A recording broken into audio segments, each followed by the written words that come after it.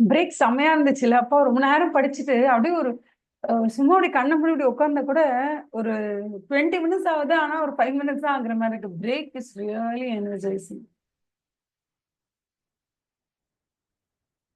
சூப்பர்ல. How was your break? Do you know what is very very special? நம்ம இந்த அது பேர் என்ன, ஆன்லைன் கிளாஸ் அட்டன் பண்ணும்போது ரொம்ப ஸ்பெஷல் என்னன்னா, நம்ம 3 ஹவர்ஸ் கிளாஸ் கூட எடுத்துடலாம் கண்டினியூஸா. 2 ஹவர்ஸ் கிளாஸ் எடுக்கலாம். 15 மினிட்ஸ் அப்படியே பேசாம அப்படியே ரெஸ்ட் எடுக்கலாம் வீட்ல. திருப்பும் 1 ஹவர் கிளாஸ் எடுக்கலாம். அந்த மாதிரி இருக்கும். But when we go for live இருக்குல்ல, லைவ்ல எப்படி இருக்கும்னா, you don't get the comfort of home for that 15 minutes. நீ என்னதான் சொபஸ்டிகேஷன் இருந்தா கூட அந்த 15 நிமிஷம் நம்மளோட வீட்ல அப்படியே அக்கடான உட்கார்ற அந்த ஒரு இது வராது. This is really nice. 20 minutes அப்படி சக்குன்னு போனதே இல்ல. அப்படி போச்சு, டக்கு டக்கு டக்குன்னு போச்சு. அவசி ஐயோ 3:58 ஓகே 4:05 ஆரம்பிக்கலாம் அப்படின்னு நினைச்சேன்.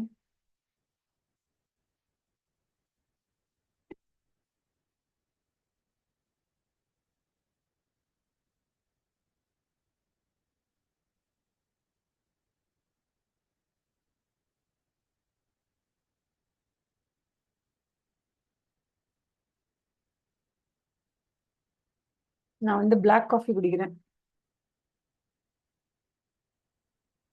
ஃபார் சம் ரீசன் இன்னைக்கு நான் போட்ட பிளாக் காஃபி நல்லா இருக்கு.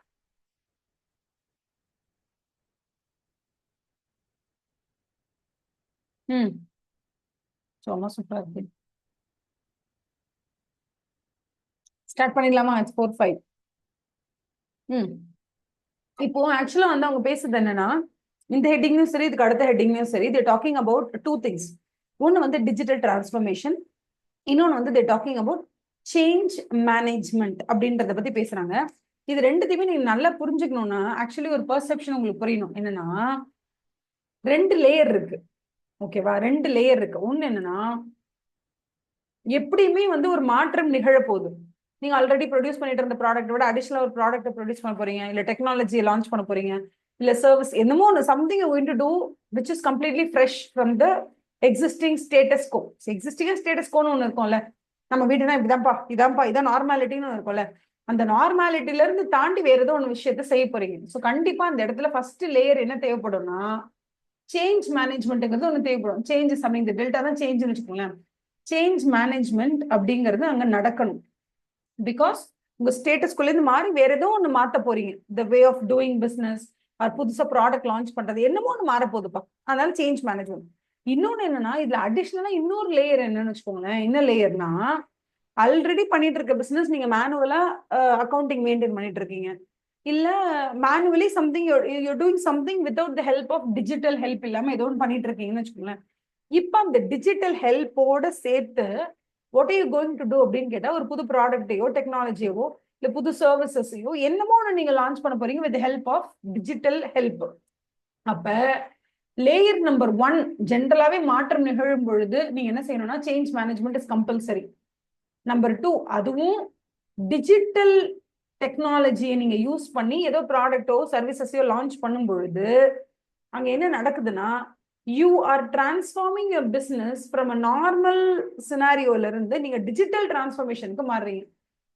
So digital transformation is a process where your business is launching a product, ஓகேவா, யூசிங் டிஜிட்டல் டெக்னாலஜி. மேனுவல் இருந்து டிஜிட்டலா நீங்க சம்திங் டிஜிட்டலா டிஜிட்டல் யூஸோட யூ லான்ச்சிங் சம்திங். அப்ப ரெண்டு மாற்றம் நிகழுது. ஒன்னு என்னன்னா, நீங்க புதுசா ஒரு ப்ராடக்ட் லான்ச் பண்றீங்க, அதுவும் அந்த ப்ராடக்ட் டிஜிட்டல் ஹெல்ப்போட லான்ச் பண்றீங்க, ஒரு டிஜிட்டலாவே லான்ச் பண்றீங்க. இப்ப இந்த ரெண்டு டிரான்ஸ்ஃபர்மேஷன் நடக்கும்போது ஒண்ணு மக்களுக்கு என்ன பிரச்சனை வரும்னா, என்ன இத்தனை நாள் நம்ம போட்டுட்டு இருந்தோம், அதான் இன்னைக்கு கம்ப்யூட்டர் போட போதா, என்ன கம்ப்யூட்டர் ரீப்ளேஸ் பண்ண போதா, இந்த ஒரு ரெசிஸ்டன்ஸ் அதிகமா இருக்கும். இந்த ஒரு அக்கப்போர் அங்க நடக்கும். ரெண்டாவது, ஃபர்ஸ்ட் ஆஃப் ஆல் ஏன் நம்ம இதுல இருந்து அதுக்கு மாறணும் அப்படின்னு, நீங்க எந்த மாற்றத்தை வேணாலும் கொண்டு வாங்க. ஒரு என்டர்பிரைசஸ்குள்ள நீங்க எந்த மாதிரி மாற்றத்தை வேணாலும் கொண்டு வாங்க. ஒரு மாற்றம்னு வந்துருச்சுனால உடனே அதுக்கு ஒரு ரெசிஸ்டன்ஸ், ரிபெல்லியஸா இருப்பாங்க. இது ஏன் வரணும், நாங்க ஏன் மாறணும் அப்படின்னு. அதுவும் இல்லாம மாற்றத்துக்கே இவ்வளவு பிரச்சனை உள்ள people will be very resistance அப்படின்னா, imagine your changing something using digital technology. அவ்வளவுதான். இதுல டபுள் லேயர்டு. ரெண்டாவது என்ன சொல்லுவாங்க, டிஜிட்டல் டெக்னாலஜி வச்சு எல்லாம் லான்ச் பண்ணக்கூடாது, மக்களுக்கு வேலை வாய்ப்பு போகுது, ஏஐ வர்றதுனால நமக்கு வேலை வாய்ப்பு இல்லாம ஆகுதுன்னு சொல்லி டபுள் ரெசிஸ்டன்ஸ் ஆயிடும். இப்ப ஒரு விஷயம் சேஞ்ச் ஆகுதுன்னா அங்க ஒரு பிரச்சனை இருக்கு. அது டிஜிட்டல் டிரான்ஸ்ஃபர்மேஷனோட சேர்ந்து அந்த சேஞ்ச் நடக்கும்போது டபுள் லேயர்டா இந்த பிரச்சனையை நம்ம பார்க்கணும். அப்ப when you launch a digital transformation and you also need change management process அப்படின்னு சொன்னா அது எப்படிப்பட்டதா இருக்கும் அப்படின்னு கேக்குறாங்க. இதுதான் நம்ம படிக்க போற அடுத்த 2-3 பேஜினுடைய கிரக்ஸ் வந்து இதுதான். Digital transformation is also happening and இந்த ப்ராசஸ்ல நீங்க சேஞ்ச் மேனேஜ்மெண்ட்டையும் ஓவராலா பார்க்கணும். ஸோ சேஞ்ச் மேனேஜ்மெண்ட்டுங்கிறது வந்து நீங்க டிஜிட்டலா டிரான்ஸ்ஃபார்ம் பண்ணாலும் நார்மலா ஒண்ணுமே சாதாரண ஏதாவது சேஞ்ச் பண்ணா கூட அந்த change management is very important. But digital transformation பண்ணும்போது ஒண்ணு மனுஷனை மிஷின் ரீப்ளேஸ் பண்ணுதா அந்த சண்டை நடக்கும், அது இல்லாம நாங்க ஏன் சேஞ்ச் ஆகணும் அப்படிங்கிற சண்டையும் சேர்ந்து நடக்கும். இது ரெண்டுத்துக்கும் சேர்த்து நீங்க பதிலடி கொடுக்குற மாதிரி you have to manage the situation அப்படின்னு சொல்றாங்க. நான் சொன்ன கான்செப்ட் முதல்ல புரிஞ்சுதா இல்ல ஏதாவது டவுட் இருக்கா?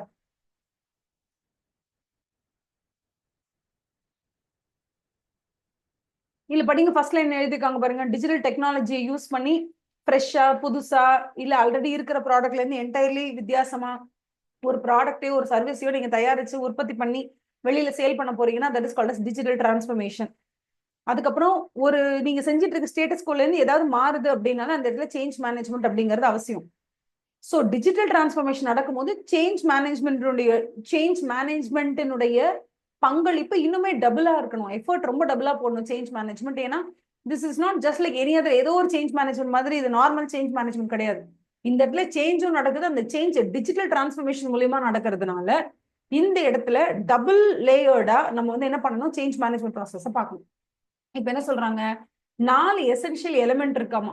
4 essential elements are there in change management in the digital transition. டிஜிட்டலா ஒரு கம்பெனி மாறிக்கிட்டு இருக்கு, தன்னைத்தானே மாத்திக்குதுன்னா அந்த இடத்துல அந்த சேஞ்சை எப்படி மக்கள் மத்தியில கொண்டு போய் அதை நார்மலைஸ் பண்ணணுமோ அதை 4 எலிமெண்டா பிரிக்கிறாங்க.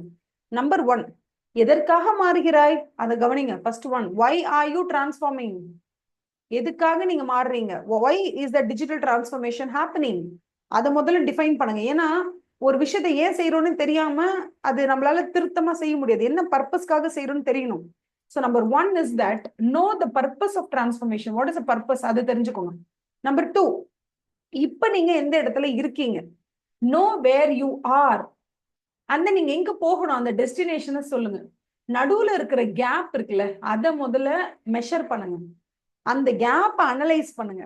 நீங்க இருக்கிற அந்த இடத்துக்கும் நீங்க போய் சேர வேண்டிய அந்த இடத்துக்கும் இருக்கக்கூடிய கேப் அனலைஸ் பண்ணி அந்த கேப்பை பிரிட்ஜ் பண்றதுக்கு நம்ம என்ன பண்ணணும், அதுக்கு இந்த சேஞ்ச் மேனேஜ்மெண்டால என்ன மாதிரியான பாசிட்டிவிட்டியை கொண்டு வர முடியும்ன்றத பாருங்க.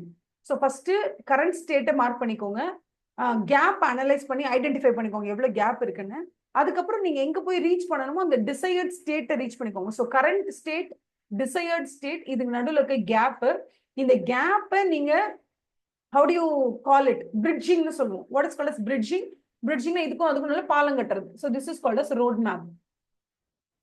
so road map to reach the desired state from the current state, gap analysis இதெல்லாம் பண்ணணும் நம்ம. நம்பர் 4, நீங்க என்ன ரோட் மேப் கையில வச்சிருக்கீங்களா, என்ன ஸ்ட்ராட்டஜி கையில வச்சிருக்கீங்களோ அதை தயவு செய்து இம்ப்ளிமெண்ட் பண்ணிட்டு அதுக்கப்புறம் மேனேஜ் பண்ணிட்டே இருங்க at every level of the organization அப்படின்னு சொல்றாங்க.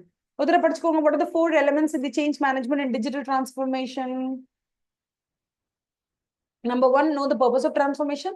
Number 2, know where you are, assess the current position and assess the future state and analyze the gap and identify the gap and analyze it and create a roadmap for the change that outlines the steps needed to be taken to reach that desired state.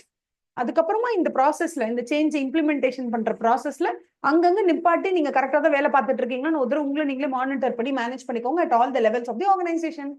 ஜாலியில அவ்வளவுதான்.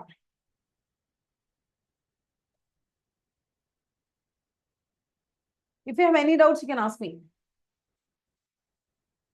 இப்ப அடுத்த 2 ஹெட்டிங்ல என்ன சொல்றாங்கன்னா ஒரு change management எப்படி நடக்கும், change management எப்படி நடக்கும், எதுக்காக சேஞ்ச் நடக்குதுன்னு பார்ப்போம். First why change is happening அப்படின்றத பார்ப்போம். எதை நோக்கி நகர்றோம்னு பார்ப்போம். அதை நோக்கி மக்களையும் என்ன பண்ணுவோம், கம்யூனிகேட் பண்ணி அவங்களையும் புரிய வச்சு அவங்களையும் கூட சேர்த்து ஒர்க் பண்ணி கொண்டு வருவோம். ஓகேவா, கூட இருக்கவங்க எல்லாரும் ஷேர்ட் விஷன் கொண்டு வரணும்னு நினைப்போம். அதுக்கப்புறம் they will all work together for that. So அங்கங்க நம்ம எவாலுவேட் பண்ணி இம்ப்ளிமெண்ட் பண்ணுவோம். இம்ப்ளிமெண்டேஷன் பண்ணிட்டு அங்கங்க எல்லாம் கரெக்டா இருக்கா அப்படின்னு சொல்லிட்டு ஒரு மானிட்டர் பண்ணிட்டு மானிட்டர் பண்ணும்போது நமக்கு தெரிஞ்சிடும் கரெக்டா இருக்கா இல்லையான்னு. இல்லைன்னா மறுசீரமைப்பு ஏதாவது நம்ம பண்ணணும்னா அதையும் செஞ்சு வி வில் ரீலான்ச் அது பண்ணுவோம். ஸோ இதான் சேஞ்ச் மேனேஜ்மெண்டோட ப்ராசஸ். இது வந்து ஃபர்ஸ்ட் சொல்லிடுவாங்க. என்ன சொல்லுவாங்க, இதுல என்னென்ன ப்ராசஸ் இருக்கு, இதுதான் அந்த step. Clear vision for the stage, எதுக்காக இதை பண்ற அது தெரிஞ்சுக்கோ. நம்பர் 2, இன்வால்வ் த ஸ்டேக் ஹோல்டர்ஸ். யாரெல்லாம் இந்த சேஞ்சை பண்ணணுமோ, இந்த சேஞ்ச்ல யாரெல்லாம் ஈடுபட்டிருக்காங்களோ அத்தனை ஸ்டேக் ஹோல்டர்ஸும் ஒன்னா இந்த ப்ராசஸ்ல நிக்கணும். நம்பர் 3, நீங்க சேஞ்ச் பண்ணணும்னு நினைக்கிறீங்களா, அதை இம்ப்ளிமெண்ட் பண்றதுக்கு என்ன பிளான் வச்சிருக்கீங்க, அந்த பிளானை முதல்ல கையில் வச்சுக்கோங்க. அது ஆக்ஷனா மாத்துங்க. அதுக்கப்புறம் ரிசல்ட் நீங்க நினைச்ச மாதிரி வருதா இல்லையான்னு பாருங்க. இதுதான் ஜென்ரலா சேஞ்ச் மேனேஜ் பண்ற விதம். இதுல role of change management in digital transformation. இப்ப இந்த சேஞ்ச் மேனேஜ்மெண்ட் நார்மலா நான் சொன்ன மாதிரி ஃபர்ஸ்ட் விஷன் என்னன்னு தெரிஞ்சுக்கோ. அதுக்கப்புறம் அவங்க என்ன சொல்லிட்டாங்கன்னா, விஷன் தெரிஞ்சதுக்கு அப்புறமா you have to know that எல்லா ஸ்டேக் ஹோல்டர்ஸும் இன்வால்வ் பண்ணு, அப்பதான் இது வந்து ஒரு சக்சஸ் ஆகும் அப்படின்னு சொல்றாங்க. அதுக்கப்புறம் ஒரு பிளான் வச்சுக்கோ, அதை ஆக்டிவேட் பண்ணு. அந்த ஆக்டிவேட் பண்ண அப்புறமா அதுல மானிட்டர் பண்ணி இவாலுவேட். இது நார்மல் ப்ரொசீஜர். இப்ப நான் ஏன் வந்து சேஞ்ச் மேனேஜ்மெண்ட்டை ஒரு டிஜிட்டல் டிரான்ஸ்ஃபர்மேஷனா நான் ஏன் பண்ணணும், அதுதான் அடுத்த கேள்வி. என்னன்னா, role of change management in digital transformation. ஒரு டிஜிட்டல் டிரான்ஸ்ஃபர்மேஷன்ல ஏன் சேஞ்ச் மேனேஜ்மெண்ட் ரொம்ப முக்கியம்னா, இந்த இடத்துல 2 பிரச்சனை வந்தது. ஒண்ணு, சாதாரணமாவே ஏல இருந்து பிக்கு போனாலே இவனுங்க அடிக்க வருவானுங்க. இப்ப ஏல இருந்து பிக்கு போறோம், அது ஒரு பிரச்சனை. இன்னொன்னு, பிய கம்ப்யூட்டர் யூஸ் பண்ணி ப்ரொடியூஸ் பண்ண போறோம் அப்படின்னா, ஓ இப்ப நாங்க வேலையும் வேற மாதிரி கத்துக்கணும், பிளஸ் எங்கள பாதி பேர் ஒரு கம்ப்யூட்டரே வர ரீப்ளேஸ் பண்ண போதா, அப்ப எங்களெல்லாம் பார்த்தா எப்படி தெரியுதுன்னு டபுள் கடுப்புல இருப்பானுங்க. இந்த டபுள் கடுப்புல இருக்கிறவனுங்களை மேனேஜ் பண்றதுக்கு தான் நமக்கு என்ன வேணும்னா, சேஞ்ச் மேனேஜ்மெண்ட்டையும் நம்ம பண்ணணும், அதுவும் டிஜிட்டல் டிரான்ஸ்ஃபர்மேஷன் ரொம்ப இம்பார்ட்டன்ட் நமக்கு புரிய வச்சு, இதுதான் பிசினஸ்க்கு ரொம்ப கரெக்ட் அப்படிங்கறதையும் உனக்கு புரிய வச்சு, பெரிய அளவுல வந்து ஸ்ட்ரைக் அது இதுன்னு லொட்டு லொஸ்ன்னு எதுவும் இல்லாம நம்ம வந்து ரொம்ப ஸ்மூத்தா ஹேண்டில் பண்ணலாம். அந்த பெரிய பெரிய ரிஸ்க், டிஸ்ரப்ஷன், வேலை நின்றுடுமோ, நடுவில் ஒரு 10 நாள் வேலை நிப்பாட்டி வச்சிருவாங்களோ, ஸ்ட்ரைக்கு போவாங்களோ, அந்த மாதிரி இல்லாம, ரிஸ்க் இல்லாம, டிஸ்ரப்ஷன்ஸ் இல்லாம கொஞ்சம் ஸ்மூத்தா அந்த மேனேஜ்மெண்ட்டை பார்க்கணும், சேஞ்ச் மேனேஜ்மெண்ட்டை பார்க்கணும். ஓகேவா? இந்த இருக்கு பாருங்க. A properly implemented change management strategy can help an organization to achieve what? அப்ப இதுல இந்த சேஞ்ச் மேனேஜ்மெண்ட்டை யூஸ் பண்ணா நீங்க எதெல்லாம் செய்ய முடியும் அப்படின்னு சொல்றாங்க. என்னென்னலாம் செய்ய முடியும்? Number 1, you can specify the parameters and goals of the digital transformation. படி நாங்க தான் சேஞ்ச் மேனேஜ்மெண்ட்டுக்கு இருக்கோம், இந்த மாதிரி டிஜிட்டல் டிரான்ஸ்ஃபர்மேஷன் நடக்க போது, இந்த டிஜிட்டல் டிரான்ஸ்ஃபர்மேஷன் நடக்கிறதுக்கு இதெல்லாம் ரொம்ப முக்கியம், இந்த கோல்ஸ் அச்சீவ் பண்றதுக்காக தான் இவங்க இதை பண்றாங்கன்னா அந்த கோலையும் அந்த பேராமீட்டர்ஸையும் ஃபர்ஸ்ட் ஃபிக்ஸ் பண்ணுவோம். நம்பர் 2 என்ன அப்படின்னா, இந்த இடத்த போய் ரீச் பண்றதுக்கு நமக்கு என்னென்ன டூல்ஸ் அண்ட் ப்ரொசீஜர்ஸ் வேணும்னு முதல்ல டிட்டர்மைன் பண்ணுவோம். நம்பர் 3 என்னன்னா, அதுக்கு ஒரு பிளானை போடுவோம். அந்த பிளானை போட்டுட்டு அதுல எல்லா ஸ்டாஃப் மெம்பரையும் இன்வால்வ் பண்ணி அந்த டிரான்ஸ்ஃபர்மேஷன் ப்ராசஸ்ல அவங்க எல்லாரையும் இன்வால்வ் பண்றோம், இன்வால்விங் த ஸ்டேக் ஹோல்டர்ஸ். அடுத்தது என்னன்னா, இந்த டிஜிட்டல் டிரான்ஸ்ஃபர்மேஷன் மூலியமா நம்ம ஒரு ப்ராடக்ட் டெக்னாலஜி லான்ச் பண்ண போறோமே, அதனால என்ன ப்ராக்ரஸ் இருக்கு அப்படின்னு நம்ம அந்த இம்ப்ளிமெண்ட் பண்ண சேஞ்ச் மேனேஜ்மெண்ட் ப்ராசஸ் இருக்குல்ல, அதனால என்ன ப்ராக்ரஸ் இருக்குன்னு பார்த்துட்டு அதுக்கு ஏற்ற மாதிரி வேற ஏதாவது கரெக்டிவ் ஆக்ஷன்ஸ் ஏதாவது பண்ணணும், கோர்ஸ் கரெக்ஷன் ஏதாவது பண்ணணும்னா நம்ம பண்ணிக்கலாம் அப்படின்னு சொல்றாங்க. இது அவ்வளவு இம்பார்ட்டன்ட் இல்லை, பட் ஸ்டில் ஒரு தடவை படிச்சுக்கலாம். ஓகேவா? So when change management strategy ப்ராப்பரா இம்ப்ளிமெண்ட் பண்ணும்போது நமக்கு என்னென்னலாம் கிடைக்கும்னா, ஃபர்ஸ்ட் வந்து டிஜிட்டல் டிரான்ஸ்ஃபர்மேஷன் எதுக்காக பண்றாங்க அந்த கோலை செட் பண்ணிடும்.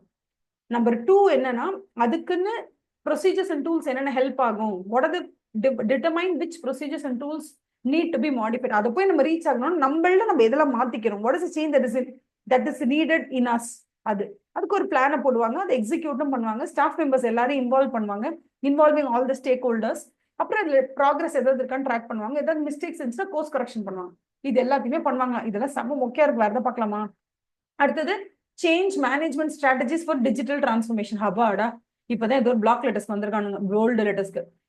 ஸோ ஃபர்ஸ்ட் என்ன பண்றாங்க அப்படின்னா, the 5 best practices for managing the change in small and medium size firm. நீங்க சேஞ்ச் மேனேஜ் பண்ணணும் அப்படின்னு சொன்னா, அதாவது மாறுதல்களை அழகா கையாள வேண்டும் அப்படின்னா உங்களுக்கு வந்து என்ன சொல்றாங்கன்னா 5 பெஸ்ட் பிராக்டிசஸ் சொல்றாங்க. நம்பர் 1, மாற்றம் அப்படிங்கிறது எப்போதுமே டாப்ல ஆரம்பிக்கணும். ஏன்னா உங்க அப்பாவுக்கு ஒரு விஷயம் பிடிக்கலன்னு வச்சுக்கோங்களேன், உங்க அம்மாவுக்கு ஒரு விஷயம் பிடிக்கலன்னா அவங்களை மீறி நீங்க செய்யறது ரொம்ப கஷ்டம். அதனால எப்போதுமே குடும்பத்துல தலைவரும் தலைவியா இருக்கட்டும், இல்ல ஒரு கம்பெனினா அங்க சிஇஓ, சிஎஃப்ஓ, சிஓஓ இருக்கட்டும், யாரா வேணா இருக்கட்டும், டாப் மேனேஜ்மெண்டோட கம்ப்ளீட் என்ன சொல்றது, தட் இஸ் கால்ட் அஸ், அதாவது incredible support from the top management. Fund அலோகேஷன்ல இருக்கட்டும், அவங்க கொடுக்கறக்கூடிய அந்த சப்போர்ட்டா இருக்கட்டும், இது டாப் மேனேஜ்மெண்ட்ல இருந்து இல்லைன்னா அந்த டாப் மேனேஜ்மெண்ட் வேண்டாம்னு சொல்லியும் அதுக்கு மீறி நம்ம செஞ்சு ப்ரூவ் பண்றதுங்கிறது ரொம்ப கஷ்டம். ஸோ எப்போதுமே இந்த சேஞ்ச் மேனேஜ்மெண்ட் அப்படிங்கிறது வந்து டாப்ல இருந்து வரணும். டாப் மேனேஜ்மெண்டோட சப்போர்ட் இல்லாம ஒரு ஆணையும் பிடுங்க முடியாது. ஓகே, அதுதான் நம்பர் 1. நம்பர் 2, அதுல என்ன எழுதிருக்காங்கன்னு வேணா பாருங்க. Focus invested United leadership that is on the same page about the companies future is reflected in the culture that will motivate the rest of the organization to promote can be generated and promoted in this way.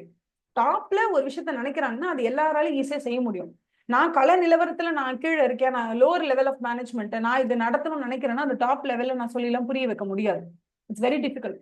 So let the change begin at the top அப்படின்னு சொல்றாங்க. Number 2, இப்போ இது வந்து கண்டிப்பா இந்த change நம்ம பண்ணித்தான் ஆகணுமா? இப்ப இந்த சேஞ்ச் பண்றதுக்கான அவசியம் என்ன? இது ஏன் நம்ம ஹோல்ட் பண்ணி ஒரு 2 months கழிச்சு பண்ணக்கூடாது? அதனால இப்ப என்ன ஆயிடும்? அதை நம்ம 2 months கழிச்சு பண்றதுனால நம்ம ஏதாவது மேஜர் ரெவென்யூ லாஸ் அனுபவிக்க போறோமா? இந்த சேஞ்சை கொண்டு வரதுக்கு இது சரியான தருணமா அப்படின்னு, அதாவது அந்த சேஞ்சை கொண்டு வரதுக்கு அந்த சேஞ்ச் முதல்ல அவசியமா, அது தேவையா, அது இந்த டைமுக்கு தேவையா அப்படிங்கறத ஃபர்ஸ்ட் என்ஷூர் பண்ணிக்கோங்க. Ensure that the change is both தேவை பிளஸ் உங்களுக்கு வேணும், இந்த டைமிங்கும் ரொம்ப இம்பார்ட்டன்ட் அப்படின்னு சொல்லுங்க. Okay, the fact that the decision makers are unaware of how to properly handle a digital transformation, okay, the effects it will have on their firm is one of the main causes of this. Decision makers, அதாவது top லெவல்ல இருக்கிறவங்க எல்லாம் ஒரு digital டிரான்ஸ்ஃபர்மேஷனை handle பண்ற அளவுக்கு பக்குவப்படாம இருந்தாங்கன்னா இந்த digital டிரான்ஸ்ஃபர்மேஷனை கொண்டு வந்துட்டு அது சக்சஸ் ஆகாது. So you should be able to handle success. ஒரு பயங்கரமான ஒரு தீவிரமான உழைப்பாளி இருக்கான். திடீர்னு ஒரு வாட்டி லிவிங்ஸ்டன் வந்து ஒரு இன்டர்வியூ கொடுக்குறாரு. அந்த இன்டர்வியூல அவர் சொல்றாரு, ரஜினிகாந்த் வந்து நான் இன்னமும் ரஜினிகாந்தை பார்த்து வியக்கிற ஒரு விஷயம் என்ன அப்படின்னா அப்படின்னு சொல்லி லிவிங்ஸ்டன் சொல்றாரு. ரஜினிகாந்த் வந்து உள்ள வராரு, தட் இஸ் இண்டஸ்ட்ரிக்கு வராரு, வந்து வேலை பார்க்கறாரு, நல்ல பணம் சம்பாதிக்கிறாரு. ஒரு கண்டக்டரா இருக்கிற ஒருத்தர் முதல்ல ஒரு 10 லட்சம் 20 லட்சம் பணம் பார்த்த உடனே எப்படி இருக்கும்? அப்பாடா செட்டில்டுப்பா, இதுல போய் என்ன இருக்கு அப்படின்னு ஏதாவது ஒரு இடத்துல அந்த மனுஷனுக்கு சலிப்பு தட்டி இருந்தா இன்னைக்கு அவர் சூப்பர் ஸ்டாரா வந்தே இருக்க முடியாது. ஏன்னா லிவிங்ஸ்டன் சொன்ன அந்த வார்த்தை என்னன்னா, மாசம் 100 ரூபாய் 200 ரூபாய் சம்பாரிச்சிட்டு இருந்தவனுக்கு கையில 10 லட்சம் 20 லட்சம் 1 கோடின்னு கொடுக்கும் போது அதுக்குள்ள ஒரு சலிப்பு கூட இல்ல, ஒரு திருப்தி வந்துடும். அப்பாடா நம்ம எதை சாதிச்சிட்டோம். அதோட ஒரு மனுஷன் உட்கார்ந்துட்டான்னா அதுக்கு எக்ஸாம்பிள் நான் தான் அப்படின்னு லிவிங்ஸ்டன் தன்னைத்தானே கை காமிச்சுக்கிறாரு. ஏன்னா நான் ஒண்ணும் இல்லாத ஃபேமிலில இருந்து வரேன், கஷ்டப்பட்டு நான் மேல வந்தேன், வந்து ஒரு 40-50 lakhs 1 crore அந்த மாதிரி நான் சம்பளம் வாங்கும் போது எனக்கு அதுவே போதுன்ற மாதிரி ஆயிடுச்சு. எனக்கு அதை தாண்டிய தேடல் இல்லாம போச்சு ஒரு பாயிண்ட்ல. ஆனா அந்த மனுஷன் பணத்தை தாண்டி ஒரு தேடல் இருக்கு அவர்கிட்ட. அதனாலதான் இந்த வயசுலயும் அவர் இன்னமும் அந்த கலைக்காக அந்த இண்டஸ்ட்ரியில அவர் வேலை செஞ்சுக்கிட்டே இருக்காரு. So money cannot stop him from running but money stopped me from running அப்படின்னு சொல்லி அவர் சொல்றாரு. அதாவது என்னன்னா, லிவிங்ஸ்டனோட எக்ஸாம்பிள் நான் இல்லையே சொல்றேன்னா, லிவிங்ஸ்டனுக்கு ஒரு சக்சஸ் வருது, அந்த சக்சஸ் அவருக்கு ஹேண்டில் பண்ண தெரியல. ஓகேவா, அவரே அதை வந்து அக்செப்ட் பண்ணார்ல ஒரு இதுல, என்னன்னா என்னால சக்சஸ் ஹேண்டில் பண்ண தெரியல, ஒரு இது லிமிட்டுக்கு மேல பணம் வந்துச்சா ஓகே ஃபைன் அப்படின்றத நான் நிறுத்திட்டேன். I really did not know how to handle the change. அந்த சேஞ்சை ஹேண்டில் பண்ண தெரிஞ்சிருந்தா, ஒருவேளை அந்த ப்ராப்பரா அந்த சிச்சுவேஷன்ஸை ஹேண்டில் பண்ணியிருந்தா இன்னைக்கு probably he might also be at top of the சார்ட்ல இருந்திருக்கலாம். ஒரு கேரக்டர் ஆர்டிஸ்டாவோ இல்லை ஏதோ ஒரு லெவல்ல அவங்க இருந்திருக்கலாம். பட் இன்னைக்கு பெரிய அளவுல மார்க்கெட் இல்லாம போனதுக்கு காரணம் ஆர் அந்த மாதிரி ரீசன் எதுவா இருக்கும்? He did not manage change that happened in his life appropriately. அவர் ஏன் சேஞ்ச் ஹேண்டில் பண்ணல? அப்ப அந்த அப்ராப்ரியேட்டான டேக்கிள் பண்ற அந்த டாக்டிக்ஸ் ஒரு கம்பெனிக்கு தெரியலன்னா டிஜிட்டல் டிரான்ஸ்ஃபர்மேஷன் பண்ணி என்ன பிரயோஜனம்?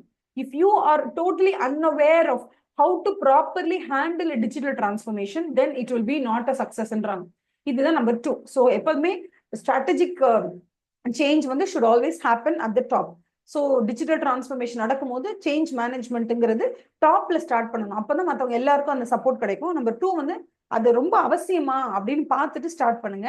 நம்பர் 3 வந்து கொஞ்சம் ஸ்மூத்தா அதை பண்ண ட்ரை பண்ணுங்க. ரெடியூஸ் த டிஸ்ரப்ஷன் அப்படின்னு சொல்றாங்க. அதாவது முற்றிலும் டிஃப்ரெண்டா, இது வரைக்கும் நாங்க இந்த மாதிரி பார்த்ததே இல்லை, நாங்க பண்ற பிசினஸோட பாணியே மாறிடுச்சு அப்படிங்கிற அளவுக்கு கம்ப்ளீட் சேஞ்ச் ஓவர் பண்ணாம கொஞ்சம் இன்க்ரிமெண்டலா பண்ணா பெட்டர் அப்படிங்கிறாங்க. அதாவது ஃபார் எக்ஸாம்பிள், இன்னைக்கு நான் வந்து காலையில 7 o'clock எழுந்திருக்கிறேன்னு வச்சுக்கோங்களேன், நாளைக்கு நான் வந்து 6:45 ஆக்கணும், அடுத்த நாள் 6:30, அடுத்த நாள் 6:15, அடுத்த நாள் 6 அப்படி ஆக்கனா ஓகே. நான் வந்து டிஸ்ரப்டடா தான் நான் மாற்றத்தை கொண்டு வருவேன். இன்னைக்கு வரைக்கும் நான் 7 மணிக்கு எழுந்திட்டு இருக்கேன், நாளைக்கு நான் 3:00 எழுந்திருவேன் அப்படின்னா that is called as disruption. You're totally disrupting அப்படின்னு சொல்லுவோம். ஓகேவா? ஸோ அவங்க என்ன சொல்றாங்க, ரெடியூஸ் த டிஸ்ரப்ஷன் சொல்றாங்க. அதுக்கு என்ன மீனிங்னா, எம்ப்ளாயியோட perception of what is required or desirable, ஓகேவா, desirable can differ by department, rank, performance history. ஒவ்வொருத்தருக்கும் ஒவ்வொரு அபிப்பிராயம் இருக்கும், எது தேவை எது தேவையில்லை அப்படிங்கிறது. So it is crucial to listen how changes affect the staff. The introduction of new tactics or technology intended to improve the management and corporate operations causes the employee concern about the change.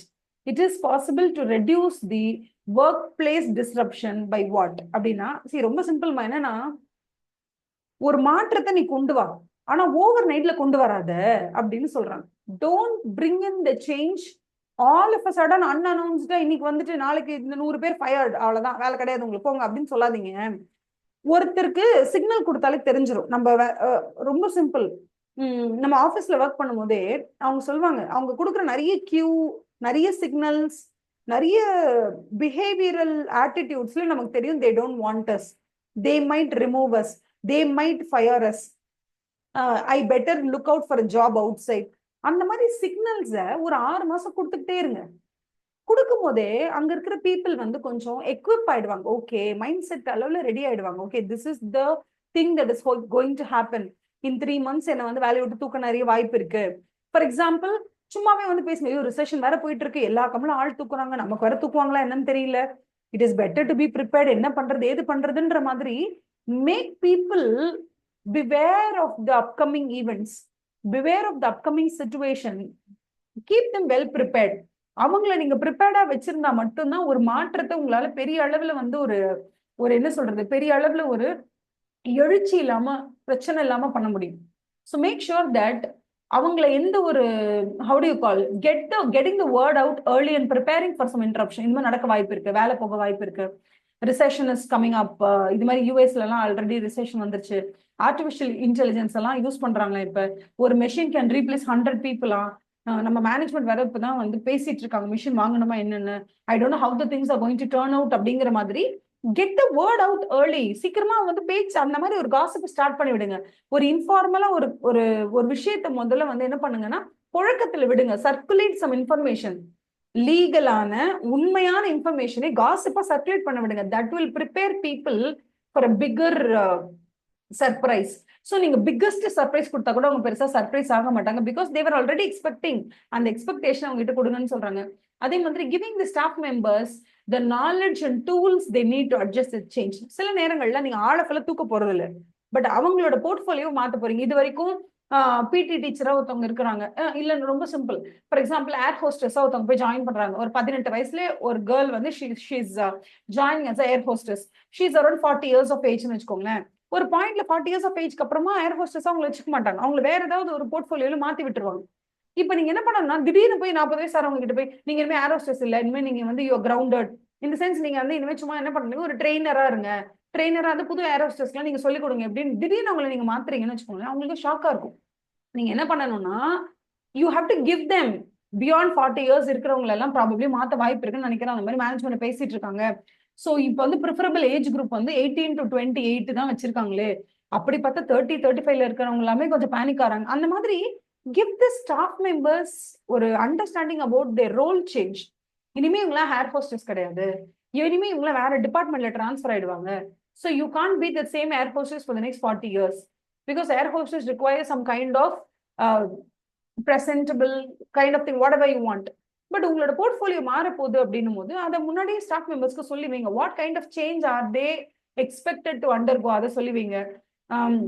அந்த environment எப்படி இருக்கணும்னா, for example, எஸ்கலேட்டர்ல ஏறவே பயப்படுறாங்க எல்லாரும் அப்படின்னா, நீங்க திடீர்னு கம்பெனில மொத்தம் 12 மாடி எல்லாமே எஸ்கலேட்டர்ல ஏறி இறங்கணும்னா, அப்ப என்ன பண்றது, எஸ்கலேட்டர் பத்தின பயத்தை ரிமூவ் பண்ற அளவுக்கு அங்க நிறைய ஆக்டிவிட்டிஸோ இல்ல அவங்க எல்லாருமே எஸ்கலேட்டர் ஏறது கத்துக்கிறது எவ்வளவு இம்பார்ட்டன்ட்டோ உங்களுக்கு புரிய வைங்க. இந்த என்ன நான் சாதாரணமா எக்ஸாம்பிள் சொல்றேன் எஸ்கலேட்டர், பட் ரியல் லைஃப்ல it would not be an escalator, it would be learning how to use a particular software. ஓகேவா? அந்த மாதிரி ஒரு சாஃப்ட்வேர் அவங்க கத்துக்கிறது எவ்வளவு இம்பார்ட்டன்ட்னு புரிய வச்சு, அந்த சாஃப்ட்வேரை கத்துக்கிறதுக்கான ஃபீஸ் கம்பெனியே பே பண்றாங்க, நீங்க கத்துக்கிட்டா போதும் அப்படிங்கிற மாதிரி என்வாயன்மெண்ட் கிரியேட் பண்ணுங்க. இதெல்லாம் கொடுக்கும் போதுதான் என்ன ஆகும், எம்ப்ளாயிஸ் வந்து பெரிய அளவுல வந்து அப்படி திடீர்னு வந்து சொல்லிட்டாங்களே அந்த மாதிரி வந்து அப்படியே டிஸ்ரப்ட் ஆகி இன்டரப்ஷன்லாம் ஆக மாட்டாங்க. They will be ready for the changes அப்படின்னு சொல்றாங்க. அதே மாதிரி empowering the change agents to provide context and clarity for changes suggest இப்ப என்னன்னா லோ லெவல்ல ஒரு எம்ப்ளாயி இருக்காங்கன்னா அவங்களுக்கு ஏதோ ஒரு டவுட் இருக்குன்னா அவங்களோட டவுட்டை தெளிவுபடுத்துறதுக்கு ஒரு ஆள் வேணும். அந்த ஆள் யாரு? டாப் சிஇஓ வந்து பேசுவாரா? பேச மாட்டாரு. அப்ப இவங்க என்ன பண்ணணும் அப்படின்னா, சிஇஓ வந்து மொத்தமா வந்து ஒரு 2000 பேர் வேலை பாக்குறாங்கன்னா எவ்ரி 100 மெம்பர்ஸ்க்கு ஒரு சூப்பர்வைசர் இருப்பாங்க, இல்ல எவ்ரி 50 பேருக்கு ஒரு சூப்பர்வைசர் இருப்பாங்க. இந்த சூப்பர்வைசர்ஸ் எல்லாரையும் கூப்பிட்டு ஒரு மீட்டிங் கண்டக்ட் பண்ணி இவங்க என்ன சேஞ்ச் பண்ண போறாங்க, அந்த சேஞ்சினுடைய நீட் என்ன, ஏன் அதை இப்போ அவங்க செய்யணும்னு ஆசைப்படுறாங்க, அதுக்கு மக்கள் எந்த அளவுக்கு ரெடியாக, அந்த 2000 பேரும் எந்த அளவுக்கு எக்யூப் ஆகணும், இதை செஞ்சா ஏன் ஓவரால் பெனிஃபிட் எல்லாருக்கும் எப்படி வரப்போகுதுன்ற அந்த தெளிவை முதல்ல ப்ராஜெக்ட் மேனேஜர்ஸ்க்கும் சூப்பர்வைசர்ஸ்க்கும் கொடுத்துருங்க. அப்பதான் அந்த 2000 பேருக்கு என்ன டவுட் வந்தாலும் அதை தெளிவுபடுத்துற சூழ்நிலையில இருக்கக்கூடிய அந்த ப்ராஜெக்ட் மேனேஜர்ஸ், அதை தெளிவுபடுத்த வேண்டிய அந்த பொசிஷன்ல இருக்கக்கூடிய அந்த சூப்பர்வைசர்ஸ், இவங்கெல்லாம் வந்து அந்த டவுட்ஸ் அங்கங்க கிளாரிஃபை பண்ணி இன்னும் அந்த டிஸ்கிரிப்ஷன்ஸ் வராம கொஞ்சம் ஸ்மூத்தா ஆக்குவாங்க எல்லாத்தையும். ஓகேவா? அதே மாதிரி ஐடி டிபார்ட்மெண்ட் மூலம் சொல்லிடுங்க, பிகாஸ் அவங்க கிட்ட இருந்து உங்களுக்கு ஒரு சூப்பர் சப்போர்ட் தேவைப்படும் டிஜிட்டலி டிரான்ஸ்ஃபார்ம் ஆகும்போது. So let them also know that இங்க பாரு, நீங்க இன்னும் பழைய காலத்து பைத்தானி இதை வச்சு ஓட்டிட்டு இருந்தீங்கன்னா வேலைக்கு ஆகாது. இதுக்கப்புறம் புதுசா டெக்னாலஜி வருது, இந்த டெக்னாலஜி நீங்க படிச்சாகணும், எக்யூப் யுவர் செல்ஃப். அவங்களுக்கு முதல்ல ஒரு ஹெட்ஸ்அப் கொடுங்க, இதான் நீ படிச்சு வச்சுக்கோ, நம்ம டிஜிட்டல் டிரான்ஸ்ஃபார்மேஷன் பண்ண போறோம், உனக்கு இதெல்லாம் தெரியலன்னா நான் வெளியில ஐடி செக்டர் ஐடி டிபார்ட்மெண்ட்டுக்கு வெளியில இருந்து ஆள் எடுத்துருவேன்னு சொல்லி அவங்க கிட்ட சொல்லுங்க. இதுக்கப்புறம் என்னன்னா, யூ ஹாவ் டு கம்யூனிகேட். யாரு அதாவது communication is very very very very important அப்படின்னு சொல்றாங்க. எல்லா டிபார்ட்மெண்ட்ல இருக்கிறவங்களும் ஒன்னா கொலாபரேட் பண்ணி ஐடியாஸ் எல்லாரும் பகிர்ந்துட்டு ஒரு டிஜிட்டலி ஒரு பொருளை நீங்க லான்ச் பண்ணும்போது எல்லா டிபார்ட்மெண்ட்குள்ள இருக்க கொலாபரேஷன் எந்த அளவுக்கு ஸ்ட்ராங்கா இருக்கும், கம்யூனிகேஷன் எந்த அளவுக்கு எஃபிஷியன்டா இருக்கும், அந்த அளவுக்கு உங்களால ஒரு ப்ராடக்டை சூப்பரா லான்ச் பண்ண முடியும்னு சொல்றாங்க. இன்னொன்னு வந்து என்னன்னா, எல்லாருக்குமே புரியணும், ஒரு சேஞ்சுங்கிறது ஒரு கம்பெனில ஒரு ஃபேமிலியில it's inevitable, it's not an exception. இது change is something you cannot avoid. நீ இன்னைக்கு வேணா அதை ரெசிஸ்ட் பண்ணலாம், பட் எப்படிதான் இன்னும் 6 மாசத்துல இது வரதான் போகுது அப்படின்னு தெரியும் போது அதை கொஞ்சம் சீக்கிரமாவே நம்ம அக்செப்ட் பண்ணி கத்துக்கும் போது அது நமக்கு பெட்டர் தானே. So change is not something that has to be resisted, it has to be embraced. அப்படிங்கிற அந்த ஒரு குணத்தை உங்களோட பீப்புள், உங்களோட எம்ப்ளாயீஸ், உங்களோட project managers, all the human resources who work for you, if they know that change is not something to be resisted, it is something to be embraced, and அதை கத்துக்கணும், அதை படிக்கணும், அதை தெரிஞ்சுக்கணும், தெரிஞ்சா நம்ம இன்னும் பெட்டரா ஆயிடுவோம் அப்படிங்கிற அந்த அண்டர்ஸ்டாண்டிங் இருக்கும்போது that will help a lot அப்படின்னு சொல்றாங்க. இது 5 குணநலன்கள் இருந்தா சேஞ்ச அழகா நம்மளால பண்ண முடியும். Number 1, begin at the top. Number 2, know why this change is needed at this point in time. ஏன் இந்த சேஞ்ச் நமக்கு தேவை அது. நம்பர் 3, திடீர்னு பாம்பு போடாதீங்க, திடீர்னு ஒரு டிஸ்ரப்ஷனை கொண்டு வராதீங்க. லே ஆஃப் இருக்கலாம், ஆளை தூக்கிடுவாங்களா, இதுவா இருக்கு அதுவா இருக்குன்னு அவங்களுக்கு முதல்ல ஒரு ட்ரெய்லர் காமிங்க. அந்த ட்ரெய்லர்ல பாதி பேர் ரெடியா இருவாங்க. ஓகேவா? For example, Saturday Sunday leave இருக்கிற ஐடி செக்டர் திடீர்னு சாட்டர்டே ஒர்க் வைக்க போறாங்கன்னு வச்சுக்கோங்க. திடீர்னு வந்து இந்த வாரத்துல சாட்டர்டே ஆஃபீஸ் இருக்குன்னு சொன்னா அவங்களாம் அதுக்கு ரெடியா இருக்க மாட்டாங்க அந்த சேஞ்ச்க்கு. ஸோ ஃபர்ஸ்ட் நீங்க என்ன சொல்லுங்க, சாட்டர்டே சண்டே ஐடி செக்டருக்கு மட்டும் தான் லீவ் இருக்கு, அது யாருக்கும் பொறுக்கல. இப்ப பாருங்க, சாட்டர்டே ஒர்க் பண்ணா நல்லா இருக்கும்னு இன்ஃபோசிஸ் நாராயணமூர்த்தி எல்லாம் பேசிட்டு இருக்காரு அப்படின்னு ஃபர்ஸ்ட் பேஜை ஸ்டார்ட் பண்ணுவாங்க. அப்புறம் என்ன சொல்லுவாங்க, ஏன் சாட்டர்டே ஒரு ஹாஃப் டே ஒர்க்கிங் டே வரதுக்கு வாய்ப்பு இருக்கும் போல இருக்கு, என்னன்னு தெரியல, or at least work from home அது பண்ண சொல்லுவாங்க. அப்படி பேசுவாங்க. கொஞ்சம் கொஞ்சமா பேசி உங்களுக்கே ஒரு டவுட் வந்துடும், ஒருவேளை சாட்டர்டே ஆஃபீஸ் வச்சாலும் வைப்பானுங்க. அப்ப என்ன பண்றது, சாட்டர்டே ஆஃபீஸ் வச்சுட்டாங்கன்னா நம்ம மெய்ட் அக்காவை இந்த டைம் வர சொல்லிடணும், ஓகே இந்த மாதிரி பண்ணிடணும். இப்ப எம்ப்ளாயிஸ் என்ன பண்ணிடுவாங்கன்னா, ஒருவேளை சாட்டர்டே ஆஃபீஸ் வச்சா அவங்களோட பர்சனல் ரூட்டீன் அவங்க எப்படி வந்து கஸ்டமைஸ் பண்ணணும்னு அவங்க யோசிக்க ஆரம்பிச்சிருவாங்க மென்டலா.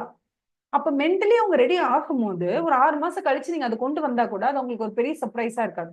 இன்னொன்னு, அந்த மாதிரி எக்ஸ்ட்ரா டே ஒர்க் பண்ணணும் அப்படின்னு சொல்லும் போது அவங்களுக்கு என்ன பண்ணுவாங்க, நீங்க அவங்களுக்கு ஒரு 1 lakh பே பண்ணிட்டு இருக்கீங்களா, ஒரு 1.5 லட்சமா பே பண்ணுங்க. ஏன்னா அவங்க வந்து நார்மலா நீங்க கொடுக்குற வருஷம் நீங்க கொடுக்குற இன்கிரிமெண்ட்டை விட இந்த வாட்டி டபுளா இன்கிரிமெண்ட் கொடுங்க. ஸோ அப்ப என்ன ஆகும்னா, 6 மாசமாவே அவங்க மைண்ட்ல சாட்டர்டே ஒர்க் இருக்கிறதுக்கு வாய்ப்பு இருக்குங்கிற அந்த ஒரு தாட் ப்ராசஸை நீங்க திணிச்சு விட்டுருங்க. அவங்களுக்கே தெரியாம அவங்க அதை யோசிக்க ஆரம்பிச்சிருங்க. அப்புறமா நீங்க என்ன பண்ணணும், அந்த ஒர்க் இருக்கலாம் ஆனா இன்னும் லீகலா சொல்லல, பட் எல்லாம் டாப் மேனேஜ்மெண்ட்ல பேசிக்கிறாங்க அப்படின்ற மாதிரி ஒரு காசிப்பா நீங்க விடணும். அப்புறம் லீகல் இன்ஃபர்மேஷனா வரும். வந்துட்டு ரெசிஸ்டன்ஸ் வரதுக்கு முன்னாடி என்ன சொல்லிடணும், இந்த மாதிரி சாட்டர்டே ஆஃபீஸ் வைக்கிறதுனால பே ஸ்கேல் ஃபுல்லா ரிவைஸ் பண்ணியிருக்காங்க. இது வந்து அப்படி எப்படி தெரியுமா இருக்கணும், அடி மேல அடி, லைட்டா அடி, சின்னதா கொஞ்சம் கொஞ்சமா ஸ்டெப்பா பண்ணும்போது தட் பிகம்ஸ் டாலரபிள். எடுத்தோடனே கொதிக்க ஒரு தண்ணி ஊத்து மண்டையில அப்படி சுடும். லைட்டா சில் தண்ணியில ஆரம்பிச்சு அப்படியே பொறுமையா போய் அப்படியே ஹை டெம்பரேச்சர் நீங்க போட்டீங்கன்னா உங்க ஸ்கின் நல்லா தாக்கு பிடிக்கும். பிகாஸ் எல்லாமே ஸ்டெப் வைஸா ப்ரொசீஜர்லாம் போகும்போது எஃபெக்ட் வேற. ஸோ அதான் reduce the disruption. Encourage communication. எல்லாருக்குள்ளேயும் ஒரு கோஆபரேஷன் கோஆர்டினேஷன் இருந்தால் பெட்டர். இன்னொன்று எல்லாருக்குமே வந்து சேஞ்ச்னா அக்செப்ட் பண்ணி தான் ஆகணும், வேற வழி கிடையாது. It's not something that you can detest for a very long time. பரவாயில்ல, வேற என்ன பண்றது, they must prepare for change in advance and expect them அப்படின்ற மைண்ட் செட் இருந்தா சேஞ்ச் வந்து ரொம்ப ஈஸியா நடக்கும் அப்படின்னு சொல்லி இந்த 5 எலிமெண்ட்டை சொல்லியிருக்காங்க. ஓகேவா? இல்ல எதுவும் டவுட் இல்ல? Can we move forward to the next one? இது ரொம்ப இம்பார்ட்டன்ட். இதை தயவுசெய்து மார்க் பண்ணிக்கோங்க, மிஸ் பண்ணிடாதீங்க.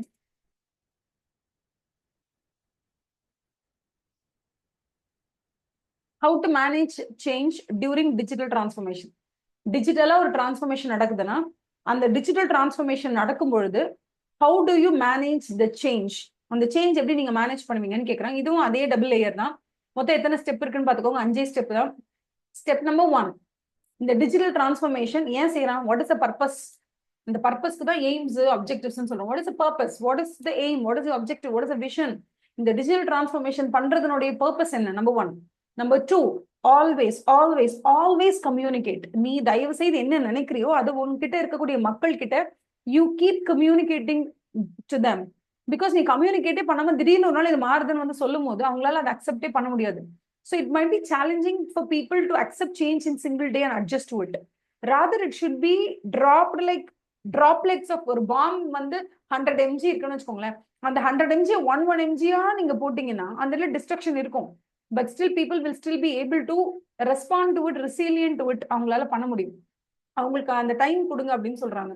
So ensure that you routinely and honestly discuss objectives of எதனால இந்த டிஜிட்டல் டிரான்ஸ்ஃபர்மேஷன் நீங்க தேவைப்படுது, எதனால இது வந்து இம்ப்ளிமெண்ட் பண்றோம் அப்படிங்கிற அந்த விஷயத்த தயவு செஞ்சு கம்யூனிகேட் பண்ணுங்க. ஆல்வேஸ் ஆல்வேஸ் ஆல்வேஸ் கம்யூனிகேட் அப்படின்னு சொல்றாங்க. ஓகேவா? நம்பர் 3, நம்ம சொன்ன உடனே எல்லாரும் அக்செப்ட் பண்ணிப்பாங்க, எல்லாரும் நம்ம சொன்ன ஆஹா ஓஹோ பிரமாதம்னு சொல்லுவாங்கன்னு எதிர்பார்க்காதீங்க. ஓகேவா? இப்போ நீங்க ஒரு செய்றீங்கன்னா அது யாருக்கு பிடிக்கலையோ அவன் தான் ஃபர்ஸ்ட் சொல்லுவான், இது எனக்கு பிடிக்கல, இது செட் ஆகல, நான் செய்ய மாட்டேன். அதுதான் அதிகமா வருமே தவிர நீங்க எவ்வளவு சூப்பரா உங்களுக்கு எல்லாமே செஞ்சு கொடுத்தா கூட அப்ரிசியேஷன் எப்பவுமே மக்கள் அவ்வளவு சீக்கிரம் வாயை திறந்து சொல்லவே மாட்டாங்க.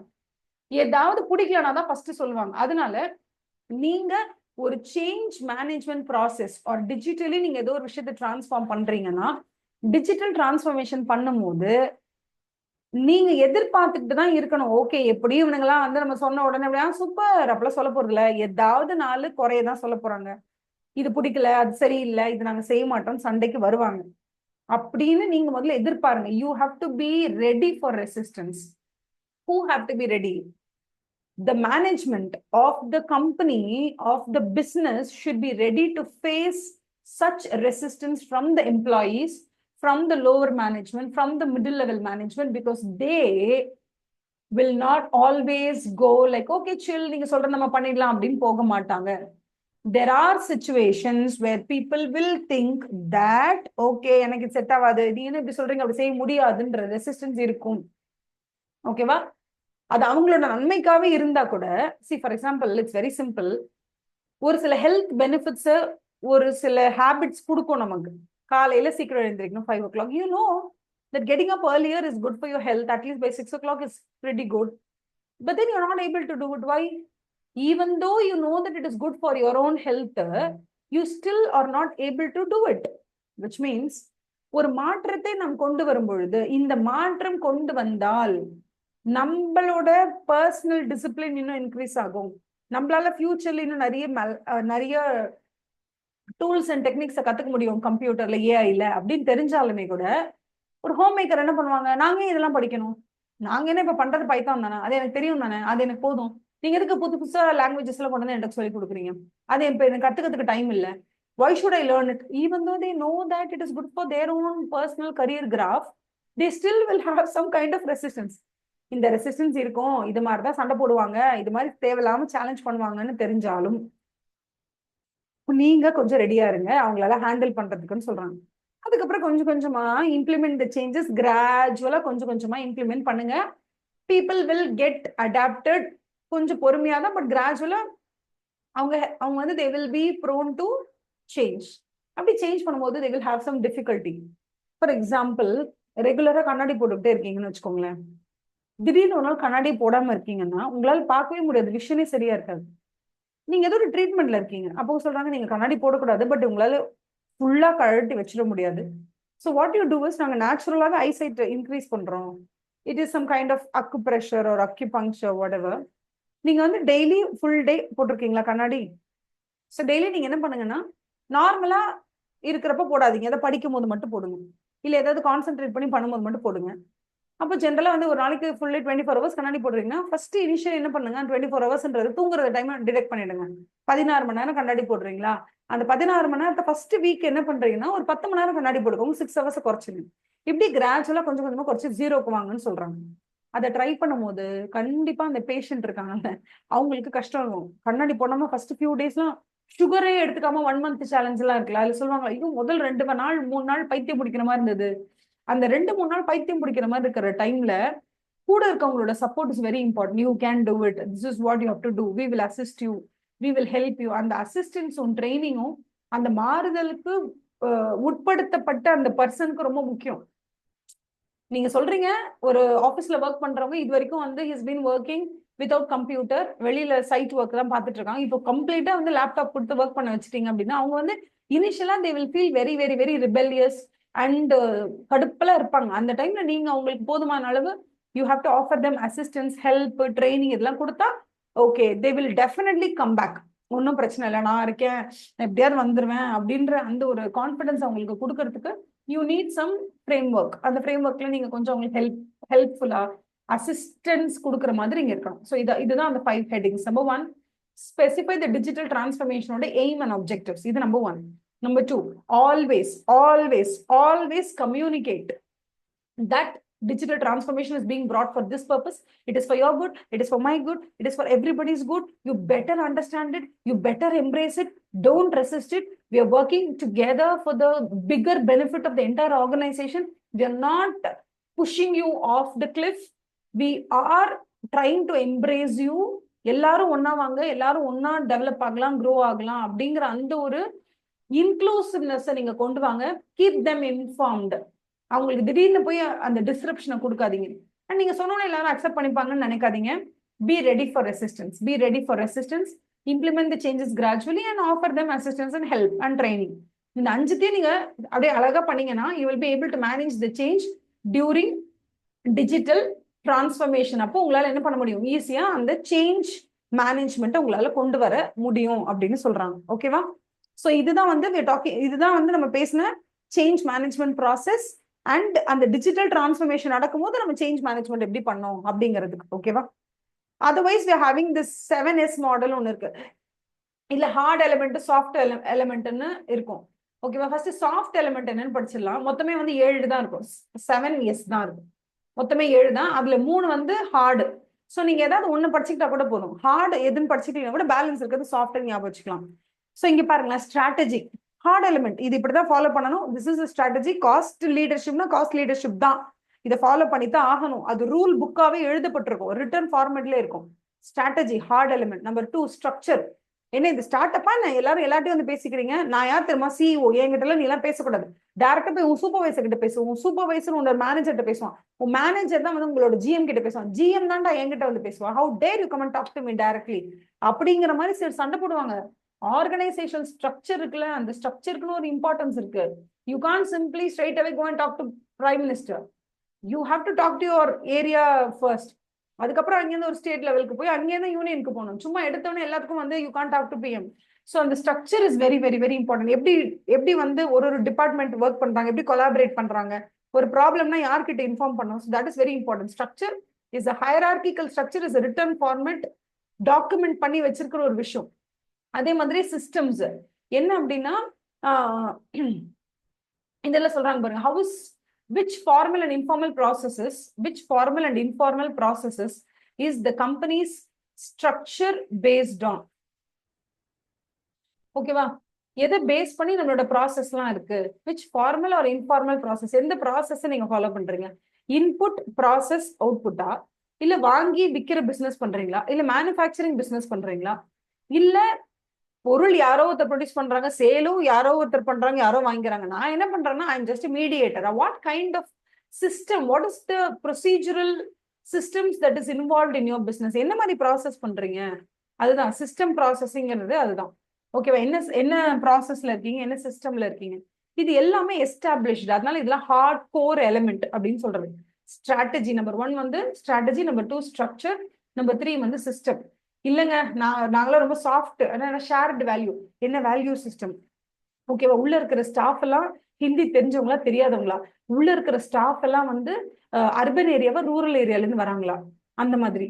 அப்புறம் ஸ்கில் செட். இப்போ சென்னையில இருக்கக்கூடிய டீச்சர்ஸ்க்கெல்லாம் இந்த ஸ்கில் செட் ஆட்டோமேட்டிக்கா நார்மலாவே இருக்கும். பட் இதுவே நீங்க வந்து ரொம்ப ரூரல் ஏரியால போய் பாத்தீங்கன்னா இந்த ஸ்கில் செட் எல்லாம் உங்களுக்கு ரொம்ப இருக்காது. அப்படிங்கிற மாதிரி எந்தெந்த ஸ்கில் செட் எந்தெந்த கம்பெனில இருக்கவங்களுக்கு அதிகமா கம்மியா இருக்குன்றதெல்லாம் எழுத்து வடிவத்துல இருக்காது. பட் அதான் ஒரு ஜெனரலைசேஷனா. ஸ்டைல், என்ன மாதிரி ஸ்டைல், லீடர்ஷிப் ஸ்டைல் எப்படி இருக்கு, இதெல்லாம் யாருமே வந்து எழுத மாட்டாங்க. ஆப்பிள், ஸ்டீவ் ஜாப்ஸ், ஓகேவா? Steve jobs exhibited transformational leadership style அப்படின்னும், இல்லைன்னா இந்த இதுல வந்து Sundar Pichai is a transactional leader அப்படின்னு பெருசா எந்த இடத்துலயும் சொல்லிருக்க மாட்டாங்க. ஸோ யூ ஹாவ் டு பார்த்து பகுமானமா புரிஞ்சுக்கிறதுல தான் இருக்கு. அதெல்லாம் சாஃப்ட் எலிமெண்ட்ஸ். ஷேர்டு வேல்யூஸ், ஸ்டாஃபோட competencies, capability, calibre, skill set, style of leadership, இது எல்லாமே சாஃப்ட் எலிமெண்ட்ஸ். ஹார்ட் எலிமெண்ட்ஸ் 3 தான். ஒன்னு ஸ்ட்ராட்டஜி, இன்னொன்னு ஸ்ட்ரக்சர், இன்னொன்னு என்ன சிஸ்டம்ல அவங்க பெர்ஃபார்ம் பண்றாங்க, அவ்வளவுதான். அவங்களோட சிஸ்டம் என்ன இன்புட் ப்ராசஸ் அவுட்புட் என்ன இது சிஸ்டம், அது எல்லாமே பார்ப்பாங்க. ஓகேவா? இது 3மே hard element. Okay, hard element. மற்றது சாஃப்ட் எலிமெண்ட். ஓகே, இது ஒவ்வொன்றும் கொடுத்துருப்பாங்க. For example strategy, blueprint of so structure, depending upon the availability, degree of centralization, decentralization. டீசென்ட்ரலைசேஷனா எல்லா முடிவும் எல்லாரும் அங்கங்க எடுத்துக்கலாம், அது டீசென்ட்ரலைசேஷன். இல்ல எந்த முடிவா இருந்தாலும் டாப்ல சொன்னாதான் நாங்க செய்வோம், அது சென்ட்ரலைசேஷன். அந்த மாதிரி தே வில் டிசைட் என்ன மாதிரி ஸ்ட்ரக்சர், ஆர்கனைசேஷன் ஸ்ட்ரக்சர். அதே மாதிரி சிஸ்டம்ஸ் என்னது? சிஸ்டம் அப்படிங்கிறது the development of daily task, operations and teams to execute the goals and objectives in the most efficient and effective manner. என்ன மாதிரி சிஸ்டம் ஆப்ரேட் பண்றாங்க? For example, இப்ப நான் இங்கே வந்து ஒரு காரை நான் புக் பண்றேன்னா, ஒரு காரை இவங்க புக் பண்ண உடனே இந்த காரோட டெலிவரி ஆகுறதுக்கு என்ன மாதிரி சிஸ்டம் ஃபாலோ பண்றாங்க? ஒருத்தவங்க ரிட்டர்ன் ரிக்வஸ்ட் கொடுத்துட்டாங்க, அட்வான்ஸும் பே பண்றாங்க, கார் வேணும். புக் பண்ண உடனே டெலிவரி கொடுக்குற வரைக்கும் இவங்க என்னென்ன ப்ராசஸ் ஃபாலோ பண்றாங்க? So that is called as a system. இந்த சிஸ்டம் எல்லாமே ரிட்டர்ன் ஃபார்மேட்ல இருக்கக்கூடிய டாக்குமெண்டல் சிஸ்டம். அதை தான் நீங்க ஃபாலோ பண்ணணும். ஒருத்தர் கார் புக் பண்றாங்களா, அவங்க 10% பே பண்ணணும், பே பண்ணிட்டாங்களா, இதை நீங்க ஃபார்வர்ட் பண்ணுங்க. ஃபார்வர்ட் பண்ணணும், அவங்க என்ன பண்ணுவாங்க, லோனுக்கு அப்ளை பண்ணிருக்காங்களா என்ன ஏதுன்னு பார்ப்பாங்க. பார்த்துட்டு என்ன மாடல் அப்ளை பண்ணிருக்காங்க, இந்த மாடலுக்கு என்னென்ன டாக்ஸ், இதெல்லாம் பார்த்துட்டு அதுக்கப்புறமா வேர் ஹவுஸ்க்கு கேட்பாங்க, இந்த ப்ராடக்ட் அவைலபிளா இருக்கா, இது எத்தனை நாள்ல வரும். இது வந்து ஒரு ப்ராசஸ். ஒரு புக்கிங் ஆனதுல இருந்து அந்த காரை டெலிவரி கொடுக்குற வரைக்கும் என்னென்ன ப்ராசஸ் இன்வால்வ் ஆயிருக்கும், ஆகணும் அப்படிங்கறத அவங்க ஆல்ரெடி எஸ்டாப்ளிஷ்டு ரூல்ஸ் அண்ட் ரெகுலேஷன்ஸ்ல போட்டு வச்சிருப்பாங்க. அதனாலதான் இது 3மே ஹார்ட். Strategy, structure, system. மற்றபடி shared value, style, staff, skill, இதெல்லாம் வந்து சாஃப்ட் மாடல் அப்படின்னு சொல்றாங்க. ஓகேவா? So with this will finish today's class. நாளைக்கு வந்து நம்ம என்ன பண்ணலாம்னா, ஆர்கனைசேஷன் ஸ்ட்ரக்சர் நம்ம ஆல்ரெடி படிச்சிருக்கோம். என்ன ஸ்ட்ரக்சர் நான் சொல்லியிருக்கேன், ஸ்டார்ட் அப்னா எல்லாரும் எல்லாத்தையும் பேசிப்பாங்க, அது வந்து ஹரிசாண்டல் ஸ்ட்ரக்சர் சொல்லியிருக்கேன்னா. ஆர்கனைசேஷன் ஸ்ட்ரக்சர்ல நிறைய இருக்கும் types of organisation structure. First simple structure. Simple structure என்னது? டாப்ல ஒரே ப்ரமோட்டர் நான் இருப்பேன், கீழே எனக்கு கீழே ஒரு 10 பேர் வேலை பார்ப்போம். அந்த 10 பேர் என்கிட்ட பேசுவாங்க, நான் உங்ககிட்ட பேசுவேன். இது நார்மல் சிம்பிளான ஸ்ட்ரக்சர். ஓகேவா? அடுத்தது என்ன ஆகும்னா ஃபங்க்ஷனல் ஸ்ட்ரக்சர். ஃபங்க்ஷனல் ஸ்ட்ரக்சர்னா முன்னாடி சிம்பிள் ஸ்ட்ரக்சர்னா நான் தான் பர்ச்சேஸை பார்த்துப்பேன், நான் தான் சேல்ஸை பார்ப்பேன், நான் தான் மார்க்கெட்டிங் பார்ப்பேன், எல்லாத்தையும் நான் தான் பார்ப்பேன். ஏன்னா நான் தான் ப்ரொமோட்டர். எனக்கு கீழே வந்து ஒரு 10 பேர் வேலைக்கு இருந்தாங்க. அவங்க என்ன பண்ணுவாங்கன்னா அந்தந்த வேலையை சொன்னா செய்வாங்க, முடிஞ்சிருச்சு. ஸோ அவங்க கிட்ட வந்து நான் பொறுப்பெல்லாம் கொடுக்க மாட்டேன், இந்த வேலையை செய்யணும் அவங்க செய்வாங்க, முடிஞ்சிருச்சு. அது சிம்பிள் ஸ்ட்ரக்சர். ஓகேவா? ஒரு பிசினஸ் ஆரம்பிக்கிறீங்க, ஆரம்பத்துல என்ன பண்ணுவீங்க, எங்க போய் பொருள் வாங்கினா சீப்பா கிடைக்கும், நீங்களே போய் பார்த்து சீப்பஸ்ட் ப்ராடக்ட்டை வாங்கிட்டு வரீங்க பிரைஸ்ல. அப்புறம் யாருக்கு சேல் பண்ணலாம், யாருக்கு எந்தெந்த காஸ்ட்டுக்கு சேல் பண்ணலாம், இவங்களுக்கு இருக்கிற பிரைஸ் டிஸ்கவுண்ட் கொடுக்கலாமா வேணாமா நீங்களே டிசைட் பண்ணுவீங்க. ஒரு அட்வர்டைஸ்மெண்ட், ஒரு சின்ன பிட் நோட்டீஸ் அடிக்கணும்னா கூட அந்த டிசைன் கூட நீங்களே போய் உட்காந்து டிசைன் பண்ணுவீங்க. பிகாஸ் அப்போ உங்களுக்கு வந்து அந்த அளவுக்கு மேனேஜரியல் எஃபிஷியன்சி உள்ள அளவுக்கு நிறைய பேர் உங்ககிட்ட வேலைக்கு இருக்க மாட்டாங்க. அப்ப நீங்க என்ன பண்ணுவீங்கன்னா ஆல் இன் ஒன் அழகுராஜா மாதிரி நீங்க இருப்பீங்க. ஆல் இன் ஒன் அழகுராஜா தான் இந்த சிம்பிள் ஸ்ட்ரக்சர். இப்ப என்ன ஆயிடுச்சுன்னா உங்களுக்கு கீழே ஒரு 200 பேர் வேலை பார்க்கறாங்க. இப்ப உங்களால பர்ச்சேஸ், சேல்ஸ், அட்மின், ஹெச்ஆர்னு எல்லா வேலையும் பார்க்க முடியல. அப்ப நீங்க என்ன பண்ணுவீங்கன்னா ஃபங்க்ஷனல் ஸ்ட்ரக்சர் வைப்பீங்க. தட் இஸ் பர்ச்சேஸா பிரகலாத் பார்த்துக்கிட்டோம், பர்ச்சேஸா இவங்க பார்த்துப்பாங்கப்பா, சேல்ஸ் நீங்க பார்த்துக்கோங்க, அட்வர்டைஸ்மெண்ட் இவங்க பார்த்துக்கிட்டோம், ஹெச்ஆர் சுமதி மேடம் பார்த்துக்கிட்டோம் அப்படின்னு ஒவ்வொரு வேலைக்கும் ஒரு ஒரு ஆளை தனியா எக்ஸ்பர்ட் நீங்க அப்பாயிண்ட் பண்றீங்க. Purchase, sales, marketing, advertisement, accounting, HR, IT system, ஒவ்வொன்றுத்துக்கும் ஒரு ஹெட் அப்பாயிண்ட் பண்றாங்கன்னா that is called functional structure. சரியா? இங்க இருக்கும் அந்த மாதிரி. அதுக்கிட்ட என்ன சொல்றாங்க? Divisional structure. டிவிஷனல் ஸ்ட்ரக்சர் எப்படி ஆயிடும்னா, சென்னையில நான் ஃபர்ஸ்ட் பிசினஸ் ஆரம்பிச்சப்பா, ஒரு சிஏ கோச்சிங் சென்டர் நான் சென்னையில ஆரம்பிக்கிறேன். அப்ப நான் என்ன பண்ணேன், சென்னையில ஒரு 5 பேர் அப்பாயிண்ட் பண்ணேன். சேல்ஸ், பர்ச்சேஸ், மார்க்கெட்டிங், அந்த 5 பேர் அப்பாயிண்ட் பண்ணேன். இந்த 5 பேர் இங்க பிசினஸ் நல்லா பாத்துக்கிட்டாங்க. சோ நான் சென்னையில இருந்து இப்ப என்ன பண்றேன்னா, கொஞ்சமா பெங்களூர்லயும் நான் ஸ்டார்ட் பண்றேன்னு வச்சுக்கோங்களேன். நான் பெங்களூர்ல ஸ்டார்ட் பண்ணும்போது என்ன பண்ணுவேன்னா, சென்னையில இருக்க 5 பேர் கிட்ட சொல்லி என்ன பண்ணுவேன், பர்ச்சேஸ் ஆஃப் சென்னை மட்டும் நீங்க பாக்காதீங்க, அப்படியே சேர்த்து பெங்களூர்லயும் நீங்க பாத்துக்கோங்க அப்படின்னு நான் சொல்லுவேன். அவங்க பாத்துக்குவாங்க. கொஞ்சம் கஷ்டமா தான் இருக்கும். ஏன்னா சென்னை, பெங்களூர் அலைஞ்சு தெரிஞ்சு எல்லாத்தையும் பார்க்கணும். கொஞ்சம் கஷ்டமா தான் இருக்கும். இனிஷியல் ஸ்டேஜஸ்ல அட்ஜஸ்ட் பண்ணிப்பாங்க. பட் ஒரு பாயிண்ட்ல யோசிச்சு பாருங்க, சென்னையில இருந்து பெங்களூருக்கு மாறுறீங்க, எக்ஸ்பேண்ட் பண்றீங்க, பெங்களூர்ல இருந்து அப்படியே விசாகப்பட்டினம் எக்ஸ்பேண்ட் பண்றீங்க, வைசாக்ல இருந்து அப்படியே அகமதாபாத் எக்ஸ்பேண்ட் பண்றீங்க, கிட்டத்தட்ட பேன் இண்டியா லெவலுக்கு ஆயிடுறீங்க. பேன் இண்டியா லெவலுக்கு ஆனதுக்கு அப்புறமா இப்ப பர்ச்சேஸ் அப்படின்னா பிரகலாத் தான் பாத்துக்கணும். பர்ச்சேஸ் அப்படின்னா ஆனா பிரகலாத் என்ன அப்படியே கடவுளா என்ன, சென்னையிலயும் பாத்துக்கணும், அகமதாபாத்லயும் பாத்துக்கணும், குர்கான்லயும் பாத்துக்கணும், டெல்லியிலயும் பாத்துக்கணும், வைசாக்லயும் பாத்துக்கணும், எல்லா இடத்துலயும் அவங்களால எப்படி பாத்துக்க முடியும்? பாத்துக்க முடியாது. அப்ப என்ன செஞ்சிருவாங்கன்னா, சென்னை அப்படின்னு எடுத்துக்கிட்டாங்கன்னா சென்னைக்கு தனியா ஒரு ஹெட் இருப்பாங்க. அந்த சென்னையோட ஹெட்டுக்கு கீழே ஒரு 5 பேர் இருப்பாங்க. பர்ச்சேஸ், சேல்ஸ் இதெல்லாம் பாத்துக்கிறதுக்கு 5 பேரும். அந்த 5 பேருக்கு ஒரு ஹெட். இது ஒரு டிவிஷன். வைசாக்ல அத மாதிரி ஒரு பிரான்ச் ஹெட் ஒருத்தவங்க இருப்பாங்க. வைசாக் பிரான்ச்சுக்கு ஒரு ஹெட்.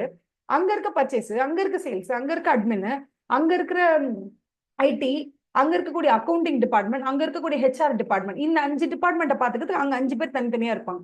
சோ இப்ப இது என்ன ஆயிடுதுன்னா, Chennai is a division where சென்னையோட ஹெட் பேர் சந்திரா.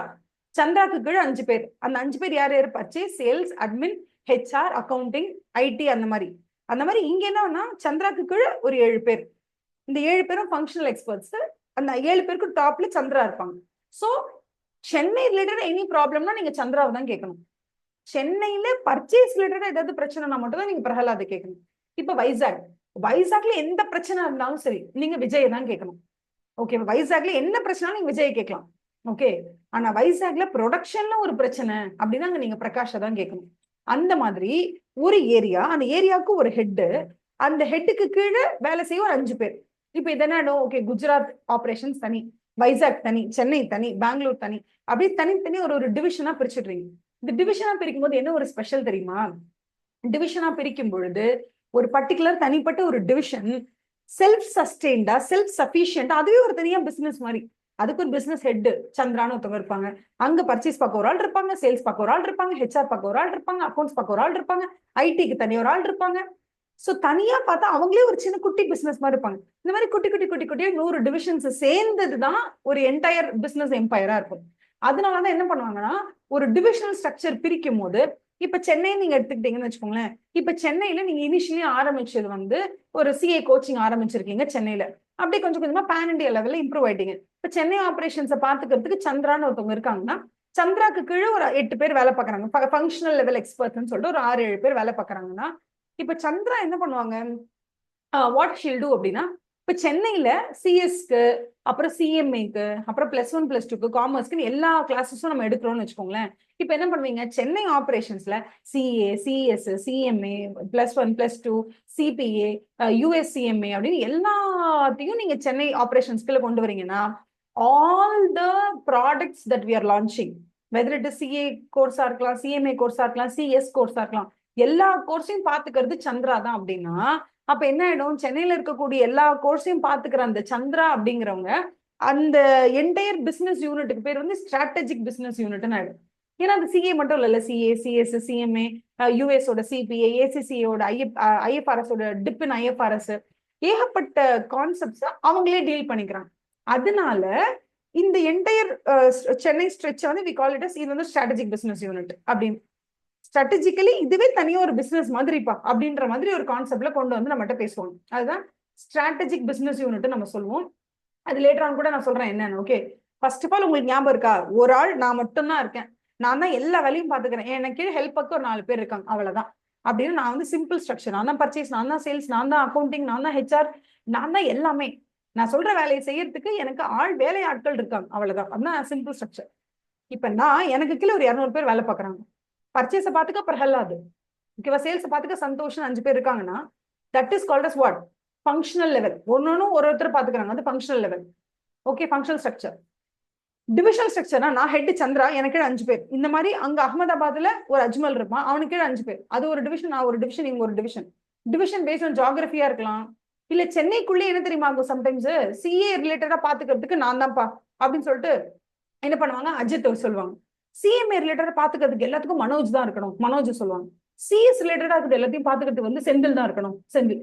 இப்ப சென்னைக்குள்ளே நீங்க பாத்துக்கிட்டீங்கன்னா சிஏ ரிலேட்டடா பாத்துக்கிறேன் நான் ஒரு தனி டிவிஷன், சிஎஸ் தனியா பாத்துக்கணும் அவன் ஒரு தனி டிவிஷன், சிஎம்ஏ தனியா பாக்குறேன்னு அவங்க ஒரு தனி டிவிஷன். சோ டிவிஷன் அப்படின்னு சொல்லிட்டாலே ஜியோகிராபிக்கலா தான் பிரியணும்னு அவசியம் இல்லை. என் ஏரியா தனி, உன் ஏரியா தனி, என்னோட டெசிஷன் மேக்கிங் தனி, உன்னோட டெசிஷன் மேக்கிங் தனி. நான் வேற ஒரு விஷயத்துக்கு ஹெட், நீ ஒரு வேற விஷயத்துக்கு ஹெட். நான் சிஏக்கு நீ சிஎம்ஏக்கு அப்படி கூட இருக்கும். இல்ல சம்டைம்ஸ் நான் சென்னை நீ குஜராத், என் ஏரியாக்குள்ள நீ வரத உன் ஏரியாக்குள்ள நான் வரமாட்டேன், அந்த மாதிரி. ஓகேவா? அடுத்தது எப்படி இருக்கும்னா மல்டி டிவிஷனல் ஸ்ட்ரக்சர் அப்படின்னு ஒண்ணு இருக்கு. ஓகேவா? மல்டி டிவிஷனல் ஸ்ட்ரக்சர்னு ஒண்ணு இருக்கும். அது என்னன்னு சொல்லித்தரேன். அதே மாதிரி ஸ்ட்ராட்டஜிக் பிசினஸ் யூனிட் நான் உங்களுக்கு சொன்னேன்ல, சோப்பு, நம்ம சோப்பு விற்கிறோம், பாடி வாஷ் விற்கிறோம், அதுக்கப்புறம் ஷாம்பு, கண்டிஷனர், இந்த மாதிரி நம்ம ஒரு 50 ப்ராடக்ட் விற்கிறோம். இந்த 50 ப்ராடக்ட்ல ஏதோ ஒரு 10 ப்ராடக்ட் ரொம்ப closely related. Shampoo, conditioner, face powder, soap, body wash, இதெல்லாம் இருக்கு. இந்த மாதிரி ஒரு 10 ப்ராடக்ட் ஒன்னா கியூமுலேட்டிவா எடுத்து இதை நீங்க பாத்துக்கோங்க சந்திரா அப்படின்னு அவங்க கிட்ட கொடுக்குறீங்கன்னா that is called strategic business unit. For example CA, CS, CMA, இது எல்லாத்தையும் நீங்க பாத்துக்கோங்க, ஆனா சென்னை இதோட மட்டும் நீங்க பாத்துக்கோங்க அப்படின்னா that is called strategic business unit. அதே மாதிரி மல்டி டிவிஷனல் லெவல நான் வந்து உங்களுக்கு நாளைக்கு சொல்றேன். ஏன்னா இப்ப டிவிஷனல் லெவல் சொல்லியிருக்கேன்னா அதோட சேர்த்து மல்டி டிவிஷனல் சொன்னா உங்களுக்கு கன்ஃபியூஸ் ஆகும். அதனால டிவிஷனல் மல்டி டிவிஷனல் மட்டும் உங்களுக்கு நாளைக்கு சொல்றேன். ஓகே, இப்ப எஸ்பியூனா உங்களுக்கு என்னன்னு தெரியும். அதுக்கடுத்து வேற என்ன இருக்கு, எஸ்பியூக்கு அப்புறம் வேற இருக்கா? எஸ்பியூக்கு அப்புறம் வேற இல்ல, matrix structure. So multi divisional matrix structure நாளைக்கு உங்களுக்கு நான் பொறுமையா சொல்லுவேன். ஏன்னா மேட்ரிக்ஸ் நான் உங்களுக்கு ஆல்ரெடி சொல்லியிருக்கேன், கிரிட் ஃபார்மேட் ஞாபகம் தான் இருக்கும். என்னன்னா ப்ரொடக்ஷன்ல ஒரு பிரச்சனை அப்படின்னா இந்தியா ஃபுல்லா ஒரு 100 பிரான்ச். எப்படி சென்னையில ப்ரொடக்ஷனை வந்து பிரகலாத் பாத்துக்கிறாரு, வைசாக்ல வந்து ப்ரொடக்ஷனை பிரகாஷ் பாத்துக்கிறான், அந்த மாதிரி 100 பிரான்ச்லயும் ப்ரொடக்ஷன் ஒவ்வொரு ஆள் பாத்துக்கிறாங்க. ஆனா இந்த 100 ப்ரொடக்ஷன் மேனேஜரையும் சேர்ந்து ஒரு டாப் ஹெட் ஒருத்தர் இருப்பான், இந்தியா லெவல்ல ப்ரொடக்ஷன் ஹெட். அந்த ஆள் அவர் பேர் என்னவா இருக்கும்? ஃபார் எக்ஸாம்பிள் அவர் பேர் வந்து நேசமணின்னு வச்சுக்கோங்களேன். இப்ப Nesamani is responsible for the entire production that happens in India. So சென்னையில ஒரு பிரச்சனை ப்ரொடக்ஷன் ரிலேட்டடா அப்படின்னா பிரகலாத் யார்கிட்ட எல்லாம் போய் ஹெல்ப் கேட்பான்? Number 1, Prahlad will immediately forward the problem to Nesamani because பிரச்சனை ப்ரொடக்ஷன்ல. அந்த இடத்துல சென்னை ஹெட் வந்து பிரகலாத். சோ டைரக்டா பிரச்சனை ஃபர்ஸ்ட் நேசமணி கிட்ட சொல்லுவாங்க. அதுக்கு அடுத்தது பிரச்சனை எங்க நடந்திருக்கு, சென்னையில நடந்திருக்கு. அதனால சென்னையோட ஹெட் சந்திரா, சந்திரா கிட்டயும் சொல்லணும். சோ நீங்க சந்திரா கிட்டயும் சொல்லணும், அந்த இடத்துல நேசமணி கிட்டயும் சொல்லணும். இப்ப நீங்க என்னது, உங்களுடைய லாயல்ட்டி 2 பக்கமும் ஸ்பிளிட் ஆயிருக்கு. சோ இதான் மேட்ரிக்ஸ். இப்படியும் நான் பேசணும், இந்த பக்கமும் நான் பேசணும். லொகேஷன் வைஸ் பார்த்தா நான் சென்னைக்கும் இன்ஃபார்ம் பண்ணணும், ப்ரொடக்ஷன் வைஸ் பார்த்தா நான் நேசமணிக்கும் சொல்லணும். So this is called as matrix structure. So நான் வந்து ஒருத்தருக்கு மட்டும் நான் ரிப்போர்ட்டிங், வேற யாருக்கும் நான் அடிப்படைஞ்சு போக மாட்டேன்னு சொல்ல முடியாது. சென்னையில பிரச்சனை நடக்கும்போது சென்னை டாப் ஹெட் கிட்ட சொல்லணும். அந்த பக்கம் ப்ரொடக்ஷன் ரிலேட்டடா பிரச்சனை நடக்கும்போது பிரகலாத் வந்து போய் யார்கிட்ட சொல்லணும், அங்க நேஸ்மணி கிட்ட சொல்லணும். ஓகேவா? அதே மாதிரி சதர்ன் ரீஜனல் ஹெட்னு ஒருத்தவங்க இருப்பாங்க, அவங்க கிட்ட பேசணும். ஏகப்பட்ட விஷயங்கள் இருக்கு. அதுவும் இல்லாம இந்த பிரச்சனை எஸ்பெஷலி வந்து சிஏ கோச்சிங் ரிலேட்டடா ஒரு பிரச்சனை வந்திருக்கு அப்படின்னா அப்ப all over India CA, CMA, CS எல்லாத்துக்கும் நீங்க கோச்சிங் கொடுக்குறீங்க. சென்னையில சிஏ, சிஎஸ், சிஎம்ஏ 3த்துக்கும் சேர்த்து சென்னை ரீஜனல் ஹெட் சந்திரா. அந்த இடத்துல நீங்க ப்ரொடக்ஷன்ல ஏதோ இருக்கீங்க. சோ ப்ரொடக்ஷனை நேசமணி கிட்ட சொல்வீங்க, சந்திரா கிட்ட சொல்வீங்க. இப்ப சிஏ ரிலேட்டடா ஏதாவது பிரச்சனை வந்துச்சுன்னா நீங்க இங்க வாங்கன்னு சொல்லி ப்ராடக்ட் வைஸ் மேனேஜர்ஸும் இருப்பாங்க. ஃபார் எக்ஸாம்பிள் இந்தியால வந்து நீங்க ப்ரிப்பேர் பண்றது சோப்பும் பாடி வாஷ், ஃபேஸ் வாஷ் 3 தான் ப்ரொடியூஸ் பண்றீங்கன்னு வச்சுக்கோங்களேன். நீங்க ப்ரொடக்ஷன்ல இருக்கீங்க, ஏதோ ஒரு பிரச்சனை வந்திருக்கு, உங்க ப்ராடக்ட் யூஸ் பண்ணி யாருக்கும் அலர்ஜின்னு சொல்லி கேஸ் போட்டாங்க. யார்கிட்ட எல்லாம் சொல்வீங்க? Number 1, you have to inform. நீங்க ப்ரொடக்ஷன்றதுனால inform to Nesamani, inform to Chandra. Number 3, யார்கிட்ட திரும்ப இன்ஃபார்ம் பண்ணணும்? எந்த ப்ராடக்ட் யூஸ் பண்ணி அலர்ஜி வந்துச்சு? ஃபேஸ் வாஷா? அப்ப ஃபேஸ் வாஷ் ரிலேட்டடா இருக்கிற ஹெட் யாரு? சோ இந்தியா ஃபுல்லாவே சோப் ரிலேட்டடா இருக்கிறதெல்லாம் பாத்துக்கிறதுக்கு ஒரு ஆள் இருப்பாங்க, பாடி வாஷ் ரிலேட்டடா இருக்கிறதெல்லாம் ஒரு ஆள் பாத்துப்பாங்க. ஓகேவா? ஃபேஸ் வாஷ் ரிலேட்டடா இருக்கிறதுல ஒரு ஆள் பாத்துப்பாங்க. இப்ப ஃபேஸ் வாஷ்ல பிரச்சனைனா ஃபேஸ் வாஷ யார் வந்து ரிசர்ச் அண்ட் லெபார்டரியில சைன் பண்ணி அப்ரூவ் பண்ணி இந்த பக்கம் வந்துச்சு, எப்படி ப்ரொடக்ஷன் நடந்துச்சோ எல்லாத்துக்கும் யார் ஒருத்தர் ஹெட் இருப்பாங்க. அந்த ஹெட்டோட பேர் ஜார்ஜ்னு வச்சுக்கோங்களேன். இப்ப நீங்க 3 பேர்ட்ட இன்ஃபார்ம் பண்ணணும். ஜார்ஜ் கிட்ட இன்ஃபார்ம் பண்ணணும் because it is related to face wash. அதுல ஏதோ ஒரு அலர்ஜி வந்திருக்குன்னு சொல்றாங்க, நம்ம இன்கிரீடியன்ஸ் ஏதோ பிரச்சனை இருக்குன்னு சொல்றாங்க, நம்ம மேல கேஸ் ஃபைல் பண்ணுன்னு சொல்றாங்க. சோ இப்ப நீங்க யார்கிட்ட சொல்லணும்? ஜார்ஜ் கிட்ட சொல்லணும். அப்புறம் என்டையர் இந்தியால இருக்கக்கூடிய 100 பிரான்ச்சஸ்க்குமே ப்ரொடக்ஷன் ரிலேட்டடாவோ இல்லை ஏதாவது ஒரு பிரச்சனை ரிலேட்டடா யாராவது நம்ம மேல கேஸ் போட்டுட்டா, நம்ம கம்பெனில இன்ஹவுஸ் லீகல் கவுன்சில் ஒன்று இருக்கு, லீகல் டிபார்ட்மெண்ட் இருக்கு. அங்க நீங்க போய் சொல்லுங்க இந்த மாதிரி நம்ம மேல கேஸ் போட போறாங்க, அவங்க உங்களுக்கு ஹெல்ப் பண்ணுவாங்க. எத்தனை பேர்கிட்ட சொல்ல வேண்டியதா இருக்கு பாருங்களேன். லீகல் டிபார்ட்மெண்ட் சொல்லணுமா, ஜார்ஜ் கிட்ட சொல்லணுமா, சந்திரா கிட்ட சொல்லணும், நேசமணி கிட்ட சொல்லணும், இத்தனை பேர்ட்ட சொல்லலாம். என்ன ஆகுறது நம்ம? அதுக்கு பேர் தான் மேட்ரிக்ஸ் ஸ்ட்ரக்சர். யார் யார்கிட்ட சொல்றதுன்னு தெரியாம கண்ணா அப்படின்னு சொல்லுவோம் எல்லாருக்கிட்டையும். So that is called matrix structure அப்படின்னு சொல்லுவோம். ஓகேவா? நாளைக்கு நான் திருப்பியும் ரிவைஸ் பண்றேன், டோன்ட் வரி. மத்தபடி I don't think you have much to இன்னைக்கே மனப்பாடம் பண்ற அளவுக்கு அது பெரிய இதெல்லாம் இல்லை. ஓகேவா? கடைசியா இருக்கதான் இந்த நெட்வொர்க் ஸ்ட்ரக்சர். நெட்வொர்க் ஸ்ட்ரக்சர்ல வந்து யார் யார்கிட்ட சொல்றாங்கன்னே தெரியாது, கண்ணா அப்படின்னான் இருக்கும். அப்படி மேட்ரிக்ஸாவது நேசமணி கிட்ட சொன்னதுக்கு காரணம் இது, because he's production head. Chandra கிட்ட சொன்னது காரணம் she is the regional head or ஏரியாக்கு ஹெட். நீங்க வந்து ஜார்ஜ் கிட்ட சொன்னது காரணம் அது ஃபேஸ் வாஷ் ரிலேட்டடா இருந்தது. லீகல் சப்போர்ட் வேணும்ன்றதுக்காக லீகல் டீம் கிட்ட சொன்னீங்க. இப்படி 4 மட்டும் தானே உங்களுக்கு ரிப்போர்ட்டிங்ல இருக்கும். நெட்வொர்க் ஸ்ட்ரக்சர் எப்படி இருக்கும்னா ரொம்ப ரொம்ப ரொம்ப காம்ப்ளெக்ஸா இருக்கும், புரிஞ்சுக்கவே முடியாது உங்களால. எப்படி சொல்றது? இப்ப நம்ம சொல்றோம்ல மேட்ரிக்ஸ்ல 4 சொல்றோம்ல, ஜார்ஜ், நேசமணி, சந்திரா, பிரகலாத், இவங்க 4 பேர்கிட்ட சொல்லணும். இந்த 4 பேர்கிட்ட சொல்ற மாதிரி 40 பேர்கிட்ட சொல்ற அளவுக்கு நமக்கு வந்து பொறுப்பு இருக்குன்னு வச்சுக்கோங்களேன். இந்த மாதிரி நான் மட்டும் இல்லை, என்கிட்ட சொல்றவங்க 4 பேர் இருப்பாங்க, நான் ஒரு 4 பேர்கிட்ட சொல்லணும். இந்த மாதிரி ரொம்ப காம்ப்ளெக்ஸான ஒரு ஸ்ட்ரக்சர் வரும்போது அது மேல இருந்து பாக்குறதுக்கு எப்படி இருக்கும்னா ஒரு கிளியர் கட்டா ஒரு ஷேப்பே இருக்காது. இப்படி இருக்கும், மாத்தி மாத்தி இவங்க அவங்க கிட்ட சொல்லுமா, இவங்க கிட்ட சொல்லுமா, இவங்க இப்படி இந்த மாதிரி இருக்கும். அதனால இதுக்கு பேரு என்னன்னா நெட்வொர்க் ஸ்ட்ரக்சர்னு பேரு. மேட்ரிக்ஸ்னா ரொம்ப சிம்பிளா இருக்கும். ஆக்சுவலி மேட்ரிக்ஸ்னா இப்படிதான் இருக்கும். இப்படி இருக்கும் மேட்ரிக்ஸ். வர்டிகலி நீ யார்கிட்ட ரிப்போர்ட் பண்ணணும், ஹரிசாண்டலி யார்கிட்ட ரிப்போர்ட் பண்ணணும், எத்தனை பேர்கிட்ட ரிப்போர்ட் பண்ணணும். மேட்ரிக்ஸ் வந்து ஒரு ஸ்டாண்டர்டைஸ்டா இருக்கும். அட்லீஸ்ட் ஷேப்ல it will be like this only, இப்படிதான் இருக்கும் மேட்ரிக்ஸ்ல. பட் இது அப்படி இல்லை. நெட்வொர்க்ன்றது வந்து என்னன்னா அவங்க நம்மகிட்ட சொன்னாங்க, நம்பியா இவங்க கிட்ட சொல்லணும், என்ன பிரச்சனை, அந்த மாதிரி டூ மச் ஆஃப் காம்ப்ளிகேஷன்ஸ் இருக்கும் ஸ்ட்ரக்சர்ல. அதுக்கு நான் வந்து உங்களுக்கு ஒரு எக்ஸாம்பிளோட நாளைக்கு வந்து உங்களுக்கு நான் சொல்லித்தரேன். So that is called as network structure. இப்போ ஆக்சுவலி நீங்க பாத்தீங்கன்னா இந்த டிஃப்ரெண்ட் டைப்ஸ் ஆஃப் ஸ்ட்ரக்சரை நம்ம படிச்சாலே நமக்கு வந்து மெஜாரிட்டி ஆஃப் த பேஜஸ் இதுல நமக்கு வந்து ஃபினிஷ் ஆகும். எனக்கு என்னன்னா நீங்க ஒரு தடவை எனக்காக ஒரு ஹெல்ப் பண்ணுங்க. இன்னைக்கு நான் கிளாஸ் எடுத்து முடிச்சது ஒரு தடவை படிச்சுட்டு டைம் கிடைச்சதுன்னா நாளைக்கு மதியானம் 2 மணிக்கு தானே கிளாஸ். ஸோ அதுக்கு இன்னும் நீங்க என்ன பண்றீங்கன்னா டிஃப்ரெண்ட் டைப்ஸ் ஆஃப் ஸ்ட்ரக்சர்ஸ் என்னென்ன இருக்குன்னு சும்மா ஒரு தடவை படிச்சு பார்த்துருவாங்க. ஃபார் எக்ஸாம்பிள் இப்போ அவர் கிளாஸ் ஸ்ட்ரக்சர் எப்படி தெரியுமா இருக்கும்? டாப் மேனேஜ்மெண்ட் 50 பேர் இருப்பாங்க, கீழே ஒர்க் பண்றவங்க 50 பேர் இருப்பாங்க. மிடில் லெவல் மேனேஜர்ஸ் ரொம்ப அதிகமாலாம் இருக்க மாட்டாங்க. ஏன்னா கீழே ஒர்க் பண்றது எல்லாமே சயின்டிஸ்ட். ஒர்க்கிங் லெவல்ல இருந்தாலும் எல்லாம் வேலை பார்க்கறது எல்லாம் டாக்டரேட் பட்டம் வாங்கின சயின்டிஸ்ட் வேலை பார்க்குறாங்க. அவங்களை சூப்பர்வைஸ் பண்ற அளவுக்கு அவனும் கிடையாது. So middle level supervision level இருக்கவங்க ரொம்ப கம்மி. பிளஸ் எல்லாமே ஆட்டோமேட்டட் சிசிடிவி அது ஃபிக்ஸ் பண்ணிருக்காங்க. மிடில் லெவல்ல இருக்கிற ஆட்கள் கம்மி. டாப் லெவல்ல இருக்கவங்க நிறைய பேர், லோ லெவல்ல ஃபேக்டரிக்குள்ள லேபுக்குள்ள வேலை பார்க்குறவங்களும் அதிகம். அதனால என்ன ஆயிடும்னா அந்த ஸ்ட்ரக்சர் எப்படி தெரியுமா சொல்றாங்க? டாப் லெவலும் உங்களுக்கு அதிகம், பாட்டம் லெவலும் அதிகம். அப்ப மிடில் மட்டும் தான், மிடில் லெவல் மேனேஜ்மெண்ட் மட்டும் கம்மி. பிகாஸ் இங்க இருக்கிறவங்க எல்லாம் லேப்ல ரிசர்ச் அண்ட் டெவலப்மெண்ட் பண்ற சயின்டிஸ்ட். அப்படிங்கும்போது இங்கே சயின்டிஸ்டும் நிறைய பேர் இருப்பாங்க, இங்க பணம் போடுறதுக்கும் நிறைய பேர் இருப்பாங்க. பட் மிடில் லெவல் மேனேஜ்மெண்ட்ங்கிறது ரொம்ப கம்மியா இருக்கும். So this is called as our class structure.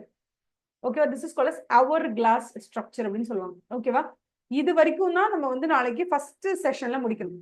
டோட்டலா 3 ஹவர்ஸ் எடுக்கிறோம்னா ஃபர்ஸ்ட் 1.5 ஹவர்ஸ்ல நம்ம முடிக்க வேண்டியது என்னன்னா ஆல் தி ஸ்ட்ராட்டஜிஸ் ஒரு ரிவைஸ் பண்ணி முடிக்கிறோம். இதுல நான் மல்டி டிவிஷனல் ஸ்ட்ராட்டஜி மட்டும் தான் உங்களுக்கு இன்னும் சொல்லிக் கொடுக்கல, மற்றது எல்லாமே கான்செப்ட் சொல்லிட்டேன். நாளைக்கு என்ன பண்ணலாம்னா சும்மா கீவேர்ட்ஸ் அண்டர்லைன் பண்ணி என்னென்னு நான் சொல்லிடுறேன். ஸோ ஆல் தி ஸ்ட்ரக்சர்ஸ் முடிக்கிறது நமக்கு ஃபர்ஸ்ட் செஷன். செகண்ட் செஷன் நம்ம என்ன பண்ணிடுவோம்னா வில் கோ ஃபார் ஆர்கனைசேஷனல் கல்ச்சர்னா என்ன, ரெஸ்ட் ஆஃப் தி திங்ஸ் நாளைக்கு செகண்ட் ஹாஃப்ல பார்ப்போம்.